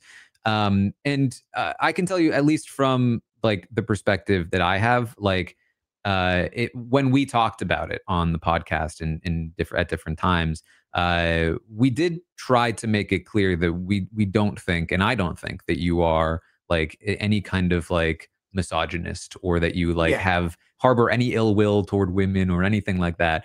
Um, but what I find interesting about the show is that, and this doesn't have to be true for you, but like, uh, especially the ways in which people choose their allies at the start, the people that you initially gravitate toward, the people that you tend to believe a little bit more, they tend to be the people that you relate to more. And we see that play out all the time on the show. Um, and so those initial bonds that you gravitate toward then hold like more weight than other people. hmm, And these tiny little things that are not malicious, that are, you know, are not meant in any way to be sort of like an attack on anybody, can kind of start to snowball out into things that end up having bigger ramifications in terms of like hmm, your position in the game or who you believe or whatever.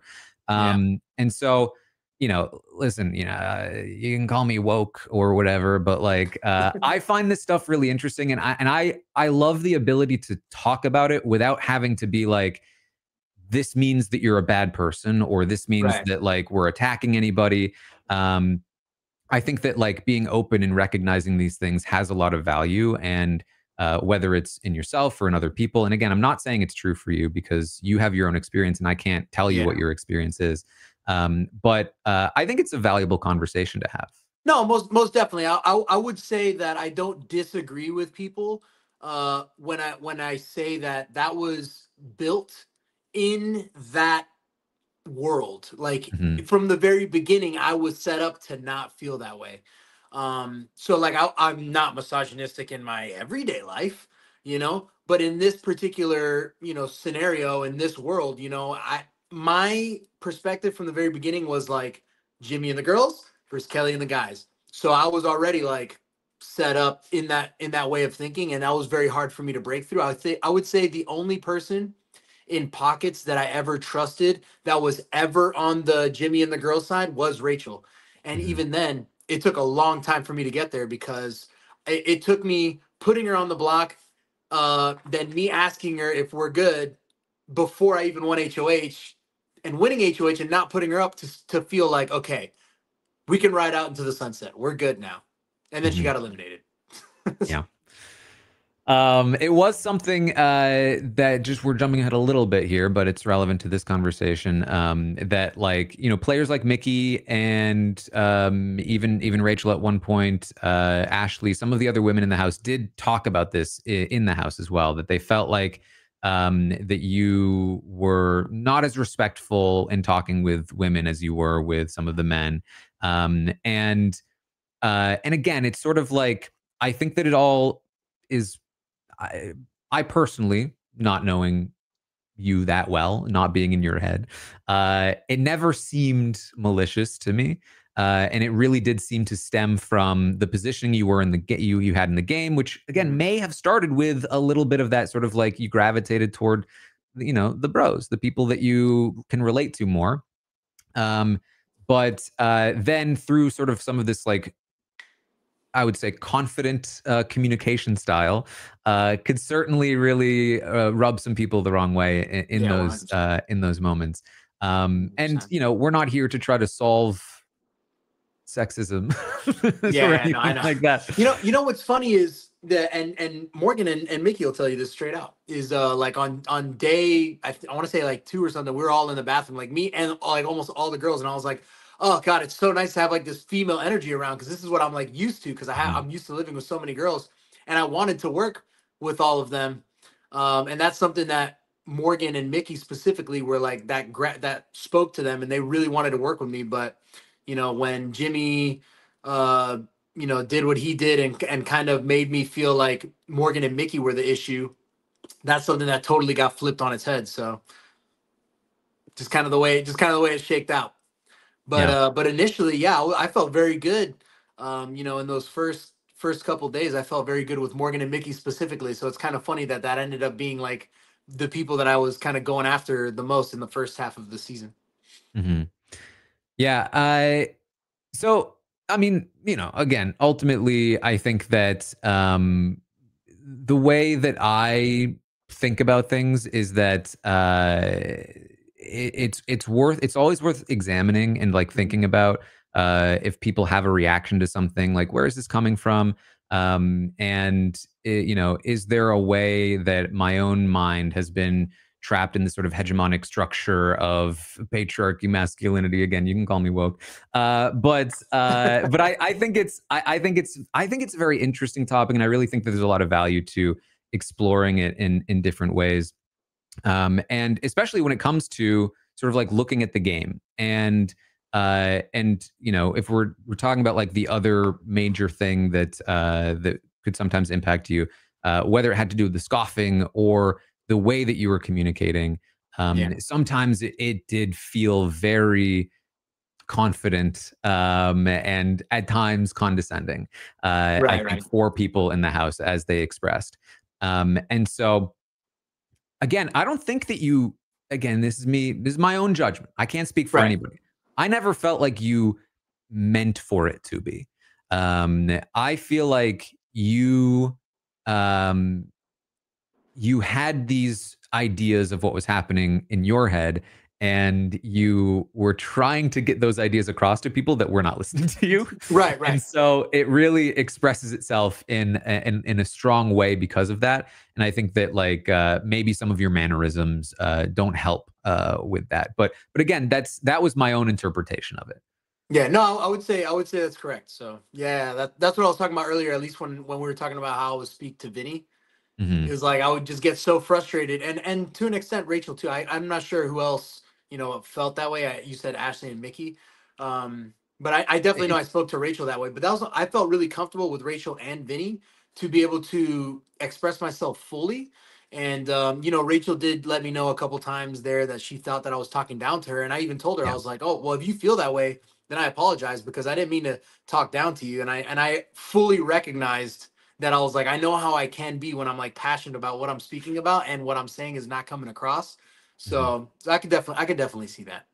Yeah, and I think again, especially given that I'm not the person that is primarily impacted by this sort of thing, but like my own personal stance on it is that um, when I see somebody that is willing to talk about these things and willing to take in criticism and be like, wow, if that's how other people feel about what I'm doing, then maybe I should think about what I'm doing and maybe I should try to try to operate in a way that doesn't elicit that kind of response. Yeah. I think that's really the sign of somebody who's willing to sort of like educate themselves, for lack of better phrasing.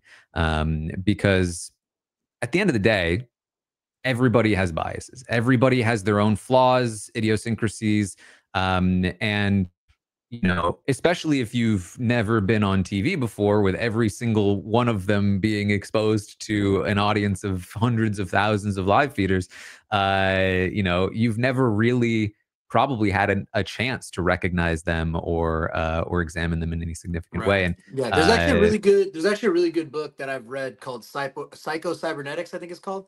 oh yeah, That talks about that. So maybe I'll give that a reread. there you go. So yeah, I mean, again, speaking for myself only, it's a desire to learn and be better that is the true quality that I look for in people, because everyone's going to make mistakes. We exist in a society and a culture that is all kinds of messed up, and it influences everything we do. It infects every part of our being, Mhm. and it's the people that really care about trying to better themselves um, and learn that I think are the people that I'm going to trust the most in my own interactions and with interactions with other people. So in that regard, like, I personally really like appreciate that you're even having this conversation with me. Yeah, absolutely, man. Thank you for having it with me. Everyone was saying, hey, come on his podcast, and if you really want to get better and stuff like that, and shoot, to even be having like this actual conversation within the whole becoming better at the game conversation. I'm super grateful. So thank you. Cool. All right. Well, let's get back to the game then. I guess the one thing more related to the game about this, something that I noticed that you would do in terms of some of the arguments that you would make, is you tended to gravitate toward an argument of it doesn't make sense for X person to do Y. I shouldn't X and Y are bad modifiers here. Like, for instance, when you were talking about nominating Ashley, and it is this week, Kelly wins the blockbuster, Catherine's evicted, um, and you win the next HOH. Ultimately, your goal is to take out Morgan. Um, we know that doesn't happen. You have to renom Ashley. Your idea at the time was, well, I can nominate Ashley. She can't come for me because it doesn't make any sense for her. It doesn't make sense for her to target me. I don't know how much you really believed these arguments. This is like an example of the kind of argument that you would make where it's like, I can do this. She can't retaliate. It doesn't make any sense for her game. Therefore, she can't, and therefore she won't. Um, how much did you believe that? How much of that was you trying to like plant that idea in her head, I guess is a question. I I thought that was true, because I felt at the time that Rachel was obviously her strongest ally, Yeah. and if Rachel and I were to make up, that Rachel wouldn't want her to come after me anyway, because a lot of people, I felt like at that time I felt like a lot of people still wanted Ashley out of the game. Like, she had annoyed quite a few people, obviously, with the whole Judges Alliance. That I obviously know that's not true now. I think maybe the only people that would have wanted her out, and even then, I didn't necessarily want her out because of my relationship with Rachel. But the only people that would have wanted her out of the game at that point was probably me and Kelly, maybe. Where I had thought maybe it was a lot more than that. Yeah. Yeah. And I think something that I noticed was that some of those arguments, like that one, I would say you gravitated towards the ones that suited you more, in the sense that, like, and maybe this was like a whole thing, thought process, because it was the same thing with who you chose to believe, where it was like, you often seemed to gravitate toward the easier truth than the more inconvenient one for you, in the sense that, like, maybe I'm not as necessary to some of these people's games as I think I am. And maybe I don't have the allies I think I do. And what happens if that's true? Um, and so your arguments about, like, hey, you need me in this game, you can't target me, uh, I would say weren't the most effective to the players you were talking to, because they didn't believe, A, that you had the right read on it in the first place, and B, like, they were just annoyed that you were trying to tell them that they needed you in the game. Well, yeah, I felt like I was most people's shield until the jury phase, and then I felt like maybe Rachel would probably be one of the bigger threats, just because they would want her to get out because they didn't want her to win twice, Mm-hmm. win the game twice. So I was very aware of where I stood in the hierarchy in terms of like people who they would want out. I figured I was either one or two. It was Mm-hmm. either me or Rachel. So from that perspective, I felt like people did kind of need me in the game, at least for a couple weeks, because I would always be just like I was at the beginning. I would be the person that everyone would nominate easily. Yeah. I mean, I don't even necessarily say I would disagree in that instance. I think that you did have some value to some of the players. Although what I will say is, at that point in the game, I personally don't think it was in anybody's interest to keep you around, because the danger of you just winning out was actually just far too high. And because you were close as it was. If you survive the final five, you definitely win the dice HOH for final four, which means you're guaranteed final three. You are almost definitely winning at least part two of the final three HOH. And then you're in the final three HOH with at least a 50-50 shot of winning the entire game. And so it's like, personally, I don't care how much of a shield you are. If you're that close to potentially winning out and like winning the game, you got to go the first chance I get the opportunity.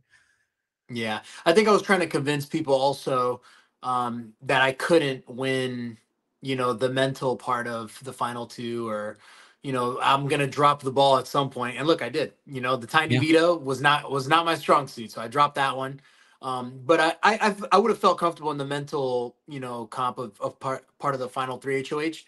But I was trying to convince people that I was not going to be good at that, Yeah. because I was not nearly as a big of a super fan as like Morgan or Vince or Lauren, or you know what I mean. Yeah. So I felt like I kind of had the ability to sway people in terms of letting them believe that I was a shield, at least for the first couple weeks, and then target me all you want. I even told people that straight up, like, yo, you got to take me out at some point, but why don't you wait until this point? Yeah, and what I will say is, it's actually very funny to me, because Ashley has a very similar method of argument, of arguing, where she would say something with certainty, like, "Hey, you need me in this game," or like, "Hey, you beat me in this game," and I would say the difference is, and the reason why it worked better for her than it did for you, is because when she said those things, like, she'd make predictions, or she would tell people, like, this is how it's going to happen, this is what's going to happen, this is what is happening. She was like right almost every time. And she kept getting proven right. And so when she said those things, people started to take that for truth. Whereas unfortunately for you, you were like, hey, Riley's got the votes. Hey, Adrian's got the votes. You just kept being proven wrong over and over. So even though you were proven wrong, you were still making these declarative statements. And I think people were like, what does Keanu know? Like, he doesn't know. He's wrong all the time. Yeah, I got you. Yeah.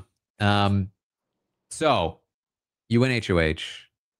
You're trying to target Morgan, which was the right target for you. If it had worked, it would have been great. You have the funniest conversation of the entire game with Vince about him going up. I did a full reenactment of the conversation. Oh my god! Complete with Vince beanie. Yeah, it was a whole thing. You're gonna have to link that one to me. I want to see that. And then he spends the rest of the day, the next day, like moping around, like I'm gonna be malnourished because I'm a have-not too. It's so funny. Vince is such a character. I mean, he provided endless entertainment. And the fact that he cared so much that he was there, like begging you, "I'll do anything."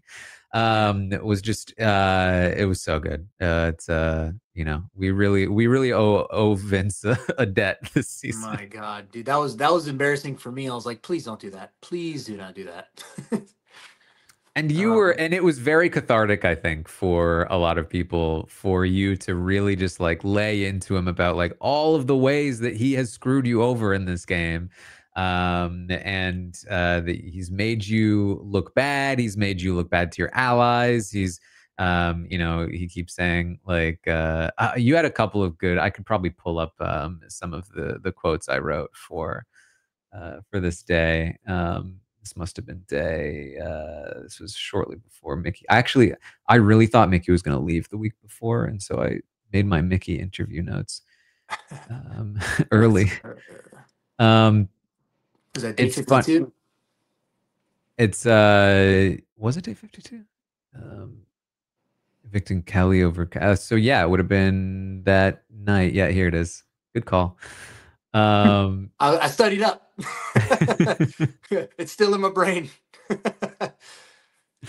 Oh my God. And then Ava walks in the middle of it. He says, "This feels like a nightmare. Please don't put me up, man." And then Ava opens the door.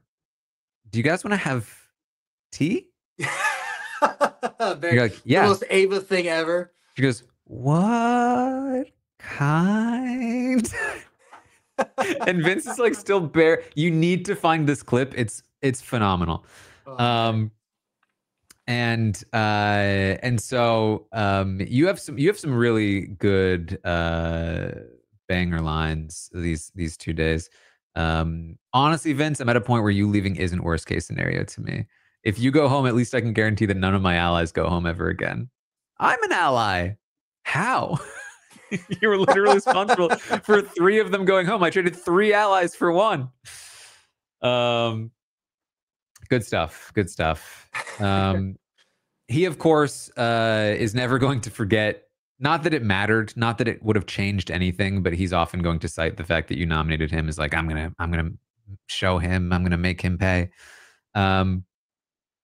So ultimately, he goes up on the block with Mickey and Morgan. And then really it's just like, waiting for a little while. The veto happens. Morgan wins. It's the stack and comp. mm-hmm. She needed it. And she got it. She came up clutch for sure. Very much so. And this is when all the drama happens with the renom. There's a lot of push from Rachel. And then there's the whole veto plan. There's a lot that happens here. You were set. You were set from the start. It was always going to be Ashley. I don't think anybody even came close to changing your mind. No, not even. Mm-hmm. Not even close. And the danger here was that the more they push you, the more ammo you have to use against them afterward. Right. The funny thing too was like I didn't want Ashley to go home. I didn't want my noms to change. You know what I mean? Or even if they did, I really had my mindset on Morgan going home. So I didn't want Ashley to go home. But yeah, at least I was transparent with Rachel at the beginning. And you can correct me if I'm wrong, but I felt like I told Ashley too. I don't recall telling her that she wasn't gonna be one, period. Yeah, you did make it clear because I noted it when I was like, oh, okay, I think Ashley might be a renom because he's specifically saying that he's only saying she's safe for the initial nom. Okay, that's what I thought I said. But then when she told me in her whole little renom thing, when she told me like, and you told me I was safe, I was like, I did. I think. Well, I will say you were much more clear with Rachel about it than Ashley. And it's also the case of like they might not have. I think Rachel had to have known because you were very clear with Rachel. It's possible Ashley misinterpreted you or misremembered, but it's also possible that she was just lying to make you look bad because why wouldn't she? Yeah, right. So all this pushback. You try to convince Ava to vote Ashley out by revealing the information about what they're trying to push for Ava to go up on the block. Ultimately, this doesn't work, and this is, I would say, largely because Ashley's doing phenomenal work this week as well, bonding with Ava and convincing Ava that she wants to work with Lauren too, and. So all this is happening. Rachel tries to do this like alliance with you. You really get into it with Rachel. She's really trying her best to hold back and not say that she's going to target you if you put Ashley up, but it's absolutely what she means. And so you keep trying to bait her into saying Ava's name, and then she finally takes the bait, and you run it right back. It's just funny stuff. Yeah, I mean, and I didn't believe Rachel at that point either, because, like you said earlier, you know, maybe misguided confidence, but I felt like moving into the jury phase, she was the largest target. So if I'm gone, she's next. Yeah, I haven't spoken to her yet. I think at that time, she had never forgotten that you were going to target her. You were trying to get Vince to target her the week before, and then basically lied to her about it. So I think she had lost a significant amount of trust with you at that point. When you were trying to make it up to her, she was like, "Listen, I'll take it, but I'm not going to forget about last week." Right. So ultimately, I think whether or not I mean, the thing too is that like people will feel that way in the moment, but then after another week of you actually keeping her safe, there's definitely a chance she turns around on it, especially because she did have some bigger fish to fry at least. Yeah. But who knows? Who knows what would have actually happened? Ultimately, though, with Ashley going up, I think she probably would have. I mean, she was definitely gunning for you, Lauren, or Kelly. And if there had been 3 noms, those probably would have been the 3 noms if she had won HOH. But you also, of course, she's trying to push Lauren on you. And this is when you have that conversation where you say you can't put Lauren up because you're not going to put an ally up. And she goes, "Oh, I didn't realize Lauren was an ally." And you're like, "Well, she's not an ally. She's just somebody that wouldn't put me up." And she's like, "I don't know about that." And you're like, "Listen," she's like, "Oh, if you think she won't put you up, that's all right. All right, Keanu." And to be fair to you, I don't think Lauren intended to put you up immediately necessarily. Yeah, well, but I don't think, I mean, you can correct me if I'm wrong, but I don't think that Lauren would have put me up if Rachel didn't go home to the hamster wheel. Oh, she was planning to target Rachel first. She had a whole speech so plan. so that was my whole point, because I told Rachel too. I was like, "Is she gonna put me up?" Yes, at some point, but I don't think she's gonna do it anytime soon. I didn't realize I was like her third target. Yeah, basically, I think order of operations would have been Rachel, Morgan, you. Right. For Lauren. That's what I had thought as well, which meant in my head I had like at least a week of, Lauren HOH or 2 to go skate on by, because at that point I thought Lauren was gonna start picking up steam and winning a lot more comps because the field was getting smaller. Little did you know, the final destination hamster wheel was coming to strike Rachel, maybe in the place that she was in trouble in BB13. Oh my God. So yes, there's a lot of drama there. Then you come up with this plan. Could you get Morgan to use the veto on Vince?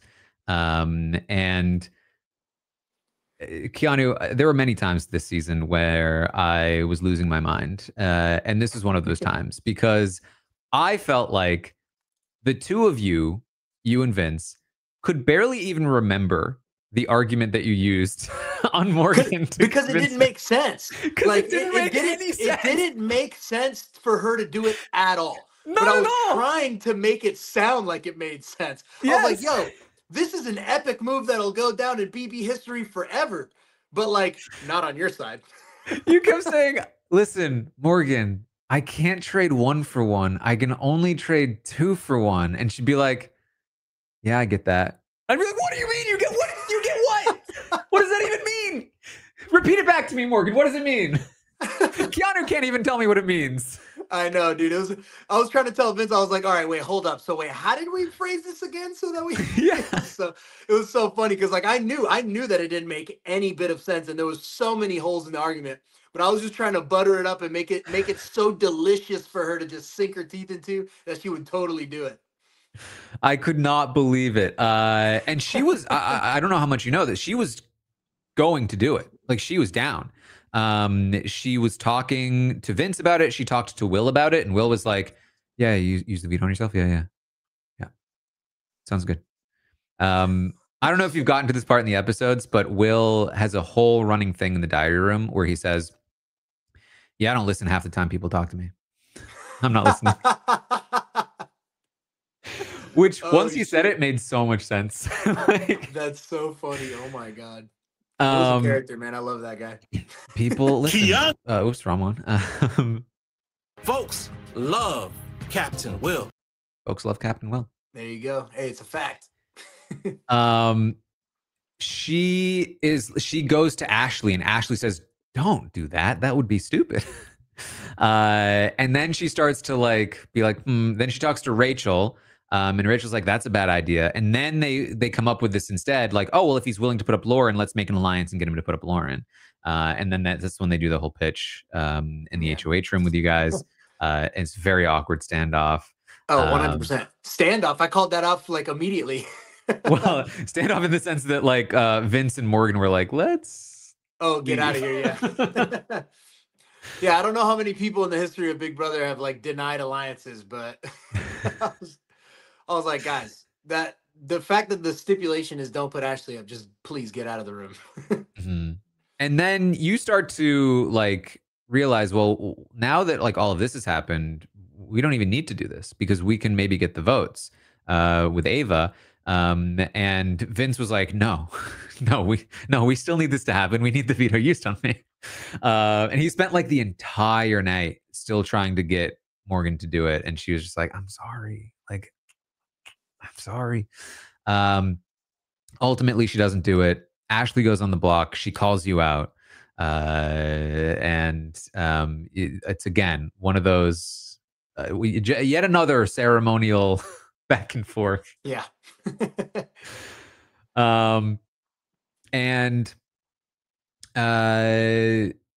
then from there, it's really just it's Ashley versus Vince who's going to win over Ava's vote, and we pretty quickly learn it's not even a contest. Or you know what? There was a little bit of last minute hesitation from you. You almost put up Rachel. That you woke up that morning and you were like, why am I putting up Ashley? If putting up Ashley is basically putting up Rachel, I might as well just put up Rachel. Yeah, that was the thought process for Vinny's HOH as well. But then I was like, we don't even have the numbers anymore to do it, so there's no point in doing it. And yeah. I felt like I had kind of rebuilt a little bit of our relationship, so I was like, you know what, just we'll put that on the back burner. Mm-hmm. So Ashley goes up, and she ends up. It was no contest between her and Vinny. She just completely she had Ava locked in. Turns out, we don't know where Mickey actually would have voted. Turns out Mickey might have voted Ashley out. We don't know. Because Mickey also said she had a hat from T-Corp. So, like, you know, who knows what Mickey really means. Wow. But either way, this leads to Mickey's eventual eviction. And we head into week 9, where, of course, the hamster wheel of death happens. And Rachel leaves. Nobody liked this. Nobody even in the house liked this. Yeah, that didn't feel good. That did not feel good. Like, to this point, most of the storyline in the season, like strategically, was like, who is going to take the first shot at Rachel? You know, what's going to happen with the frenemies? What's going to happen? Rachel versus Vince. You know, like all of this stuff. Who's going to be the first one to finally put Rachel on the block? And then it's just over. Very, very frustrating. And you have this great shot. They actually make a montage. You might have seen a clip because it's pretty funny.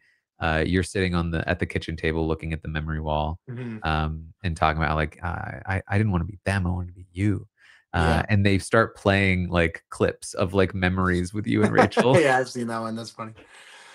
Yeah, it was true, man. I mean, I'm sure a lot of the live feeders saw this, but I was like she was like, "Why would you take me to the final two if you think I'm going to beat you?" And I was like, "Well, my thought process was if I make my resume so undeniable with like comp wins that you couldn't vote against me, I would much rather beat someone that has some sort of standing in the community than one of these, as she would put it, newbies." Mhm. So I was very adamant about actually wanting her to us to be in the final two. Yeah. So when she left, I was really like kind of sad about it because I was like, well, there goes that, and also there goes my shield during the jury phase. Yeah, this ultimately turned out to be, I mean, in one way it was a good thing for you because it advanced, like if ultimately your win condition was win out, it got you through another round, right? Like, Mhm. so that's nice. But on the other hand, it did take out a shield, um, and you kind of needed that shield, especially when Lauren wins this HOH, Right. which you didn't even get to compete for. I know that bothered me, man. Yeah.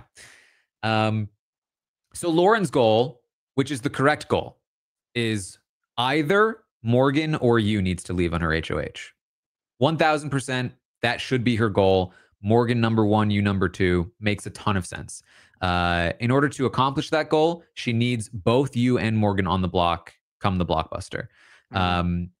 So initial noms matter, but it's fine that she doesn't nominate you initially, especially if she wants to keep a good relationship with you. But that's her goal from the start of the week. You or Morgan, preferably Morgan. The problem is that in order to make that happen, she needs to put you on the block, even if you don't go home, right? You need to be on, because if you're not on the block against Morgan on the block at the blockbuster, Morgan's just going to beat Will and Ashley and whoever else she Right, just nominates. like I did. And Right. exactly. And then she doesn't get either one of you. So she needs you both in the blockbuster so that one of you has to lose and one of you has to be evicted. But in Mhm. order to do that, she needs to be bold and take the step of using the veto and putting you on the block, even though she intends for you to stay. And so she throws the veto. The BB Comics. She's like, I don't want to win because if I win, I'll have to like either not use it and that'll piss Morgan off, or use it and piss Keanu off. And she should just win it and use it and guarantee one of you leave. Right. But she decides instead to throw it. She waits by the button and just stands there. Wow. So she actually would have won it. She threw it, and really feels like she would have won it because she was only like 20 seconds behind. Wow. Yeah, yeah. I remember when they posted it, she was like 20 or 30 seconds behind. Yeah. Yeah. Wow. Damn, low. I think you knew this. I think everyone knew this, but Vince also threw it. Yeah. We all knew just that. Yeah. he claims in the episode he didn't, but we watch him do it, and he's like frolicking around, like no rush, takes an extra ride on the zip line, and then is like, "Man, I tried my hardest." It's like, no, you didn't. Wow. What do you mean? But Lauren throws this, and I think this was, I mean, Lauren, of course, made a few mistakes throughout the game. I think this was the most damning. I think this cemented her ruination in the game. Yeah. She really needed to beat Morgan in this veto and make sure that you and Morgan were on the block at the blockbuster. She throws it, Morgan wins, and that leaves her to nominate you, which is her only move. But it's a very low percentage move because, as Ashley immediately states, like, all right, well, you versus me. Right. We're not beating Keanu. Right. Right. Yeah. Yeah. I wish it would have been me and Morgan. I don't know who would have won in that cage one. I felt like I was moving pretty fast, but yeah, that was for sure. And I even told, I believe I told her that too. I was like, hey, listen, from here on out, there's only, 4 or 5 more evictions. You got to get one of us big competitors out before the end, or you got to account for the fact that you're going to probably miss one shot. You don't want this week to be one of them. Mm-hmm. Yeah, I mean, you were crushing that the untangle cage competition. You did run into a snag right at the end. where Ashley was starting to catch up. So maybe if Morgan doesn't have any mistakes, there's a chance she might have beat you. But who knows? Yeah. There is, of course, the decision between Ashley and Will. Everyone thought Ashley was just straight up done, like no shot. Like, why would anybody keep Ashley over Will when Will has like a bad back? Is definitely not going to win a comp. I said that, like, I mean, Will is the ideal person to take to final three because it's basically impossible for him to even make it to part three of the final three HOH. Right. And nobody's going to take him to final two because he's too likable. So getting there, getting two of you to final three with Will is like the ideal situation. If you have, you know, another person that you want to be there with. But it's ultimately you and Morgan that really push, and, you know, Vince follows Morgan, that decide to keep Will around. Now, for you, it does make a bit more sense, I would say, because you need every extra target, you know, available to you. Not that it ultimately mattered. But tell me about your conversations with Ashley this week that really like got you, because your relationship really starts to turn around at this point. Yeah, I think once Rachel went home, um, you know, it really kind of like bolstered our working relationship because I knew that I didn't have anybody. You know, I had Kelly. Kelly couldn't win anything outside of a blockbuster, so that wasn't useful to me. But at least she was a number, and you know, I figured Ashley could maybe be a number for me as well. You know, we had Rachel in common. We were both, you know, sad about her going home, and you know, at least we had something common ground to talk about. So, you know, I just kind of saw value in at least having her not hate me, and yeah, I felt like maybe she could be just someone else that I could kind of scheme with um, outside of Kelly, really, because Vince, I felt like at this point, I realized how close he was with Morgan, but I don't know why. I just couldn't get out of my own head about feeling like, you know, my loyalty to him would probably win out, and obviously I was wrong. Yeah, I mean, there was a way that you looked at it, and this happens with showmances often. Again, not that I'm calling them showmans necessarily, They but they, operated like one though, as so you I, said, I they mean, I, certainly I viewed it operated like as that one. too. So Um, but the thing about like showmances is that I completely lost my train of thought. What were you saying? oh, that I Oh, right. thought Vince. So you were the way that you would sometimes look at it was like, and it's the same thing Lauren did. Lauren made the same mistake. That was like, man, if only like Morgan would stop influencing Vince. Like Morgan is the reason Vince is doing the things that are causing me frustration. Mhm. And to some degree, that's true. But on the other hand, like it allowed, like, that perception was part of what allowed Vince to keep getting away with, like, oh, it's not Vince, it's Morgan that's the Right. problem. And especially when it came to Lauren, it was just like, Lauren, you're talking to the wrong person. You need to be talking to Morgan if you want to fix things with you and Vince and Morgan.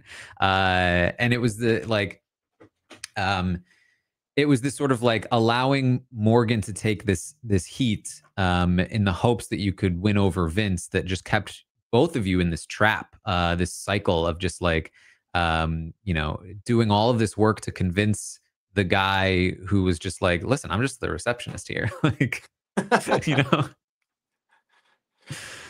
Yeah, man. um I really thought, you know, eventually I would be able to win him over, especially once Morgan started going on her little streak of veto wins there.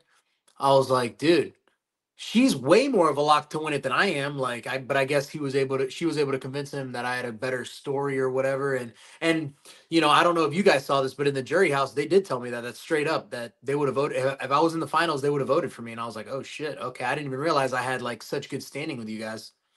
yeah, I mean, I'd heard that. I, you know, and that's I would say there's two parts to that from my perspective. One is that like winning so many competitions, winning your way to the end is always going to be like an immense leg up when it comes to a jury vote. But in addition to that, like, you did start despite occasionally still having some slip ups, like we talked about with Ashley, you did start to really, I would say, like evolve your social game as your standing in the house started to grow. You know, you started to make a little bit more progress, and especially when it came to players like Rachel, even Kelly, who, you know, Ashley tries to warn you not to trust Kelly, and then you talk to Kelly, and then she immediately again rats you out and complains to you to Vince, about you to Vince, and it was like, oof, like it just really every time he starts to get somewhere, because the problem is Kelly was more loyal to Lauren, and Kelly was actually advocating to Lauren to not put you up. She was saying she should do Vince, but once she did put you up, she kind of flipped the script and was like, all right, screw Keanu then. Like, you know, like he's trying to get, because there was this whole drama where you caught her saying to Vince that you were trying to get Vince on the block or something. And then she denied it, even though it was true.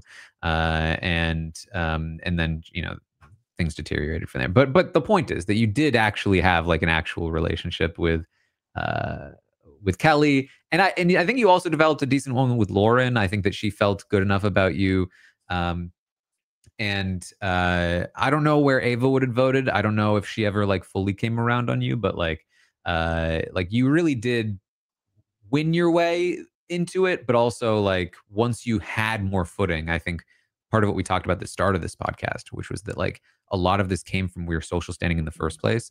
Like some of that proved to be true once you elevated your social status slightly toward the end of the game. Okay. All right. So, of course, you get nominated. You win the blockbuster. Vince wins the next HOH. This is a lot of drama that doesn't involve you all that much. But the a whole lot putting of up Lauren thing. Oh my god. a lot of Morgan and Ashley and Morgan convincing Vince to put up Lauren. He has an incredibly funny conversation with Lauren right before nominations where he's like begging her to allow him to put her on the block. Please, please, please, please, please, please, please, please, please, please, please, please, please. I'll say please 100 times. Please, please, please. Let's just do it. Let's just do it. Come on. Let's do it. Let's do it, Lauren. Let's do it. No And way. she's just like, no. Oh my god. And so he ultimately doesn't do it, which of course makes Morgan mad. And then Morgan wins the veto, and there's more conversations, and there's all kinds of back and forth, and of course you're involved. This is also where like there's all of this talk of like, you know, one of the reasons why Vince is trying to justify putting you on the block is the what was it, Cheater Island or whatever. Oh yeah. I was like, Vince, you know, if you use this, because it wasn't the real reason he put you up. It was a pretend reason to make it seem like he wasn't against you strategically, that he was just hurt that you said this comment. I was like, you're creating a reason that is going to be used in the episodes, dude. Like pick something else, man. Like this wouldn't make the episodes if you didn't use it. But you know, you do you. So he is, again, just all kinds. I have a bunch of notes here about all of the stuff that Morgan's doing here. But ultimately Lauren does go up. You would have voted Lauren if you had won this blockbuster. Ashley and Morgan were also planning to vote Lauren. Then when it came to Lauren versus you, if Kelly had won, Vince was planning to keep Lauren. And then Kelly versus you, he was planning to keep you, which he did. Lauren was trying to get him to keep Kelly, and he was promising Lauren that he would keep Kelly. But of course, Morgan and Ashley at this point really wanted you to stay because they recognized that if Kelly, Lauren, and Ava all stayed in the game, it would be way too powerful. And at this point, you had, you know, done enough work with Morgan, and you had this deal with Ashley, and so they felt good about keeping you around. So they were really pushing for Vince to keep you. And I would say if he had his way, I feel like he was actually leaning toward keeping Kelly, but he was not going to go against what Morgan wanted. So ultimately that's what happens. How did you feel about this blockbuster? Because I felt like you would have an advantage here. The Man, ball you know dropping what, one. dude? I mean, if you guys could only see how many balls I got compared to the rest of them, Well, that's I why. I doubled the amount of balls that Lauren got, but I could not. I guess the people were telling me like if I had gone with like a two-hand strategy, so it dropped straight down. I figured if I reached further down with one, I would be able to get it in easier. But yeah, this was probably like the only one where I did not operate under the whole slow and steady Mm, wins the race sort of thing. Um, yeah, I just for some reason I just like I didn't change my strategy. I felt like my strategy was sound, but the balls just were not going in. And yeah, as I started like basically doing shuttle runs and my heart rate started going up and going crazy, it just made it more and more difficult. So yeah. um yeah, that was a difficult one for sure. Yeah, I don't know if it's two hands necessarily, because I do think that taking advantage of your longer reach is going to be huge. But something I noticed was that I think because you were going so fast, um, the difference between how you were dropping the balls and how Lauren was is that Lauren was spending a little bit more time to make sure she was completely still before she let go, and then the Mm. ball went straight down. And you were almost still, but you had just a little bit of movement left most of the time when you dropped it, and so your ball would kind of veer off at an angle a Veer little off bit a little more. bit, yeah. Yeah. So just a little bit more patience, I think, probably was the key there. But I've never done it myself. Um, all right. So it's the double eviction, though. Morgan wins the next HOH. She nominates you and Lauren. You win this veto. And this is my favorite visual of you in the season, jumping over the booths. This is great. You have to have seen the GIF of this. People love this. Oh yeah, of course. Yeah, yeah, yeah. Yeah. Yeah, people are making fan art of it and everything. I love it. I got a lot of shit for that in the jury house. So they're like, "Why would you do that? You're so arrogant." I was like, "Oh, give me a break. Oh boy. Um, Give me a break." Then we get to the final five, and this was interesting. So this HOH competition, again, from my perspective, kind of frustrating, because this competition last season lasted 9 hours, and Angela and Leah were like two of the best people at it. And this competition, Ava and Ashley couldn't even hold the thing up for more than like 30 minutes because it was too heavy. I was like, we really needed to make it this heavy. Like, come on. It actually, Um, it really wasn't heavy. It was just a really like tricky, like I don't know when you guys started being able to view it, but like it took it took Ashley like 10 minutes almost to be right. able to get that disc on the thing and just keep it up. So we were surprised at how long she lasted just in general. Yeah. Because it took her so long to be able to get it up in the first place. But yeah, it wasn't like particularly heavy or well, I mean, it's easy for me to say that. But yeah, I didn't really think it would be too different than how it was last year. It looked pretty much identical. The only difference was instead of that marshmallow, it was a thinner disc. Yeah, I think So I think more that more pressure needed to be applied. exactly. Yeah. Um, yeah, and like Ava was like, yeah, my arms just gave out, like trying to push it in hard enough. Yeah. Um, so comes down to you and Vince, and this is really like because the stacking comp is one thing. The final five veto is technically the last chance you had to save yourself, but this was your comp, right? Like Yeah, this was really the 100%. moment. Yeah.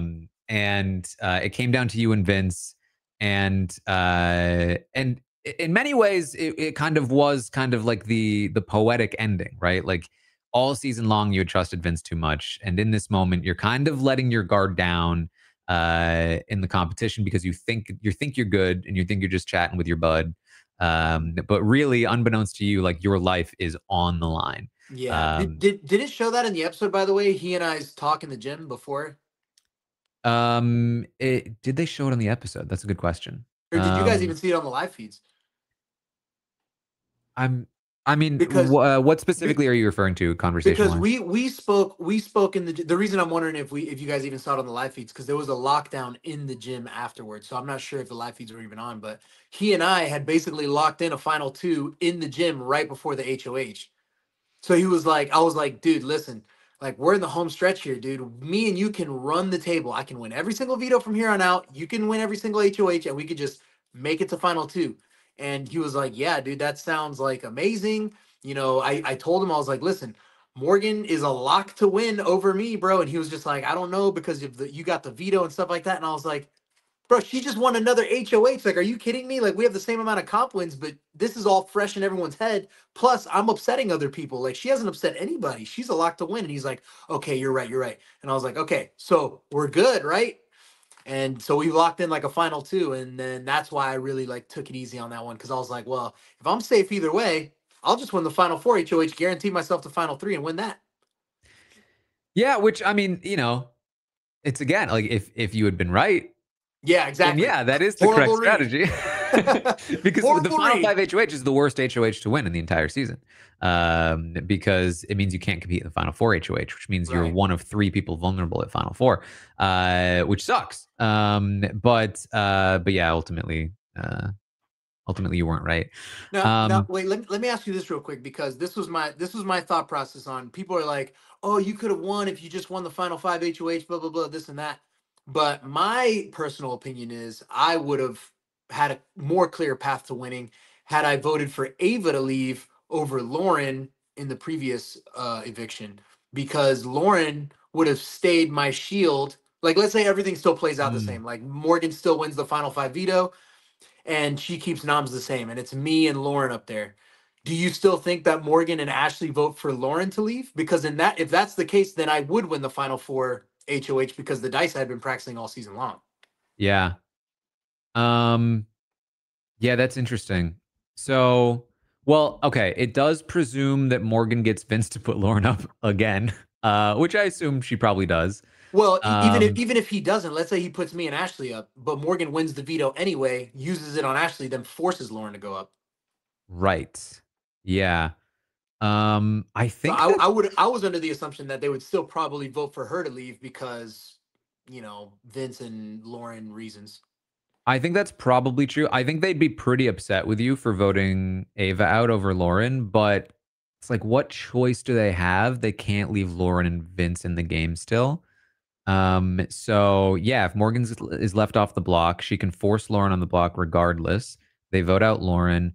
You compete at Final Four. You win the Final Four HOH. That's probably given the competition results. Well, would Lauren have won the Final 5 HOH is maybe a question. Yeah, I mean, there's definitely that what if, but I was just under the assumption that everything still played out the same. Yeah, I mean, if everything plays out the same, I think that's better than winning the Final 5 HOH, because you in the Final 4 HOH is, I would say, like, not a guaranteed win, but a pretty close to guaranteed Nah, win. that was a guarantee, bro. I had been practicing that game the entire season. I know. That was a guarantee for sure. There's I was always so upset when I saw that that's what it was. I was like, oh my God. there's always a chance that you like trip. You know what I mean? Yeah, that's true. That's true. That's true. But I honestly though, with the way it plays out, like with you have to get to a score of 3, actually is better for you, because you're winning more often than average, and so like even if there is a freak accident on one of the rounds, you have plenty of others Right. to So win. yeah, that's Yeah. true. That's true. But whereas if you had won Final 5 HOH and you have to compete at Final 4 veto, I actually don't know if you beat Morgan there, because Morgan did that fast, that Final Did 4 she? veto. Yeah, according to Ashley, she I mean, granted, this is from Ashley's perspective, but like she was like Morgan never once messed up. She was doing it super fast the entire time. She got it done super, super quickly. So it would have been interesting to see. Yeah. But Yeah. That's definitely my like what if of the season. yeah. Yeah, the only reason I even voted I voted emotionally there, not strategically. I knew the right move was to vote Ava out, but then when Lauren came up to me and she was like, "Hey, if you keep me in, I'll be your shield," and I was like, that's a funny argument that I made to you when you put me up on your HOH," and then I was like, "Yeah, screw that, I'm voting you out," and so that was like my biggest bugaboo right there. Well, that's one of those things. If that hadn't been a double eviction, there's probably a good chance that like over the course of an entire week, you Yeah, I decide would be able to think different. clearly. Yeah. You know, it's wild how much that those sorts of things can change things.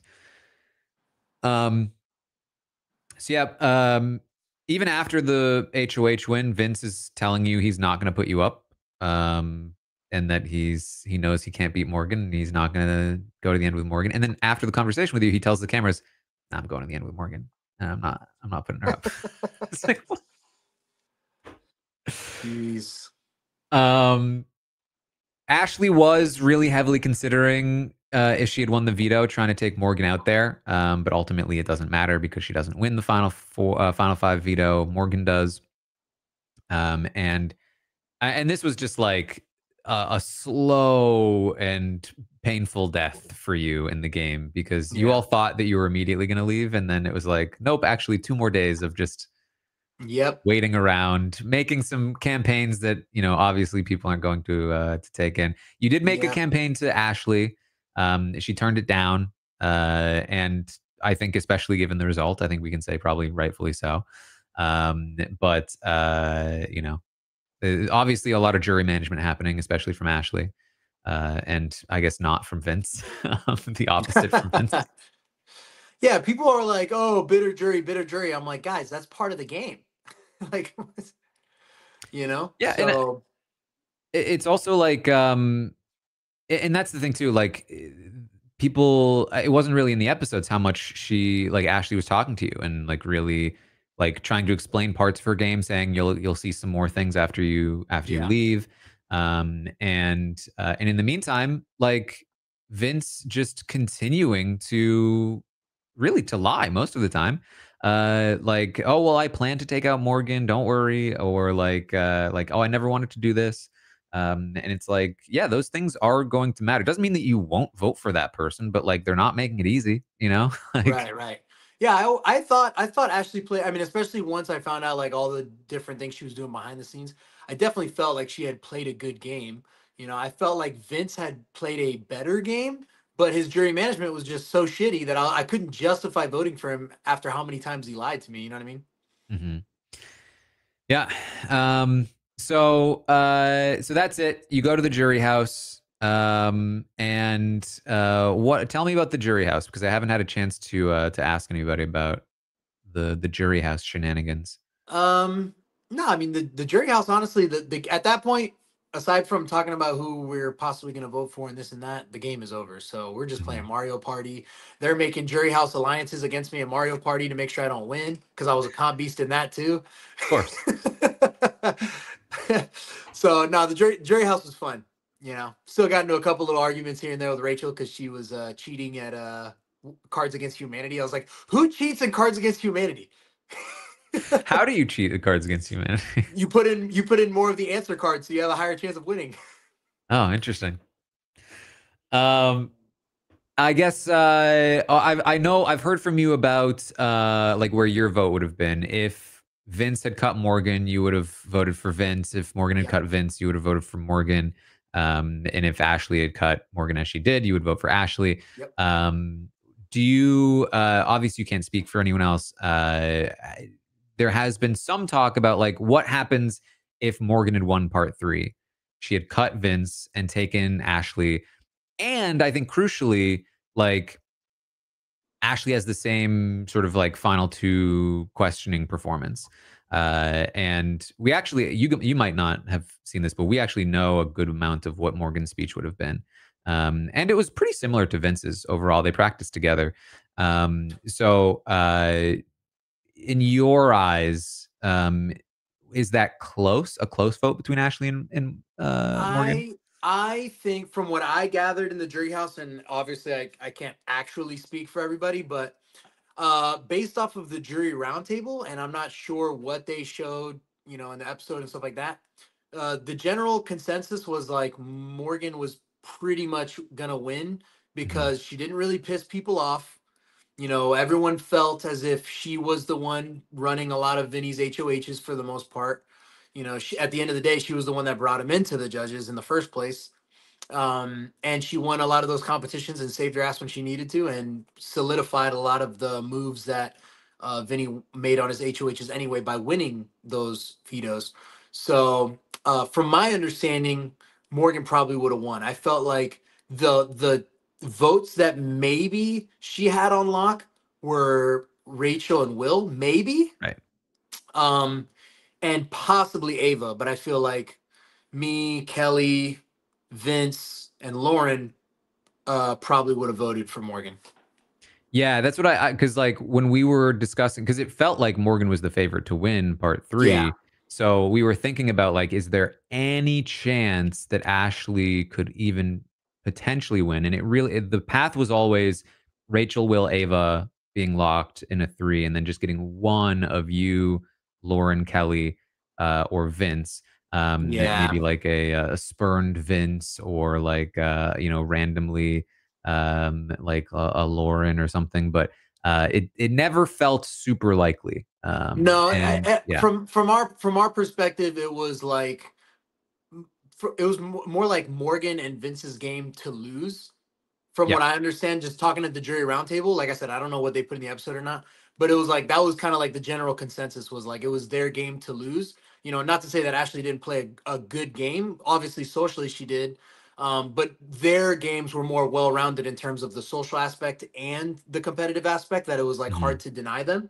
Whereas the reason I would have given Ashley my vote, like I ultimately did, was like, all right, so even though she only won 2 comps, it was like the 2 comps she needed to win. And yeah, in the process of winning that last HOH, took out, in my opinion, the biggest threat in the game in Morgan. So mhm, that was like what gave me the teeter onto the Ashley train. yeah. And it was so interesting for Morgan and Ashley to be like the like Ashley the ultimate winner, Morgan being like the person that came so close, because they in my eyes at least, were like kind of two sides of the same coin, in the sense that like they occupied two different spaces in the like the pillars of the season. Mhm. Morgan was so active and so um, dominant in the season, just like getting people to do what she wanted, being in a prime position for most of the season, winning the competitions she did, and then just steamrolling through Vinny's game.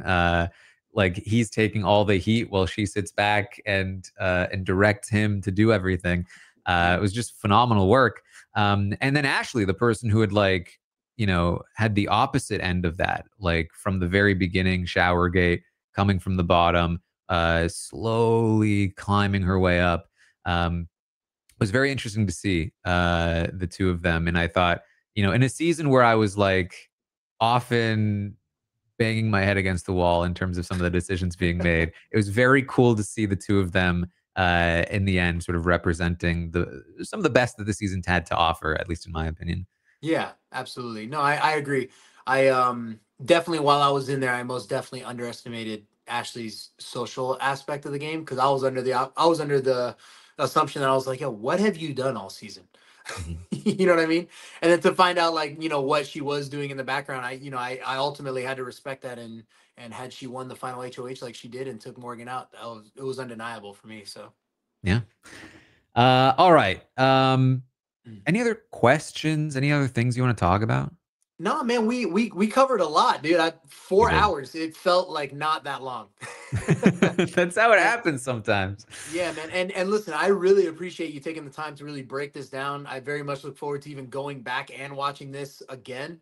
Mhm. And also going back and watching, your live feed breakdowns just to kind of learn even more. But thank you, man, so much. Honestly, I think that this was one of the best seasons of coverage we've had. Like people loved the coverage of the show this year. Yeah, good. We had the ratings were up both for the show, for the podcast. Like people really came for the season. You were a huge part of that. And yeah, thanks for coming and talking with me. Dude, my pleasure. No, like I said, thank you so much. So All right. Well, where should people find you, Keanu, if they want to follow you? man, all my social media is the same at Keanu Ray Soto, except for on Twitter. Somebody's posing as me, so don't follow that guy. Are you not on Twitter at all? No, not at all. Okay, good to know. You can, of course, find me on Twitch, on YouTube, on Patreon. I have a book coming out, Keanu, called Behind Oh, the Mirror. nice. It's about Big Brother. Okay. So honestly, it's you think I could get a signed copy? absolutely, man. Oh, hell yeah.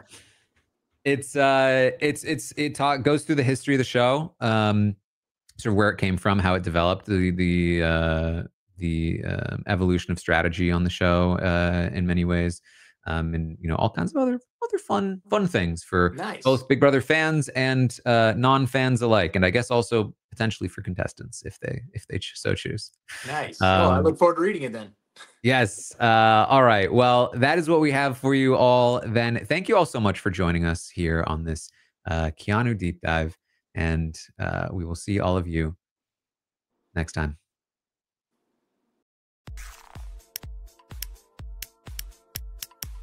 This is RHAP. We know reality TV.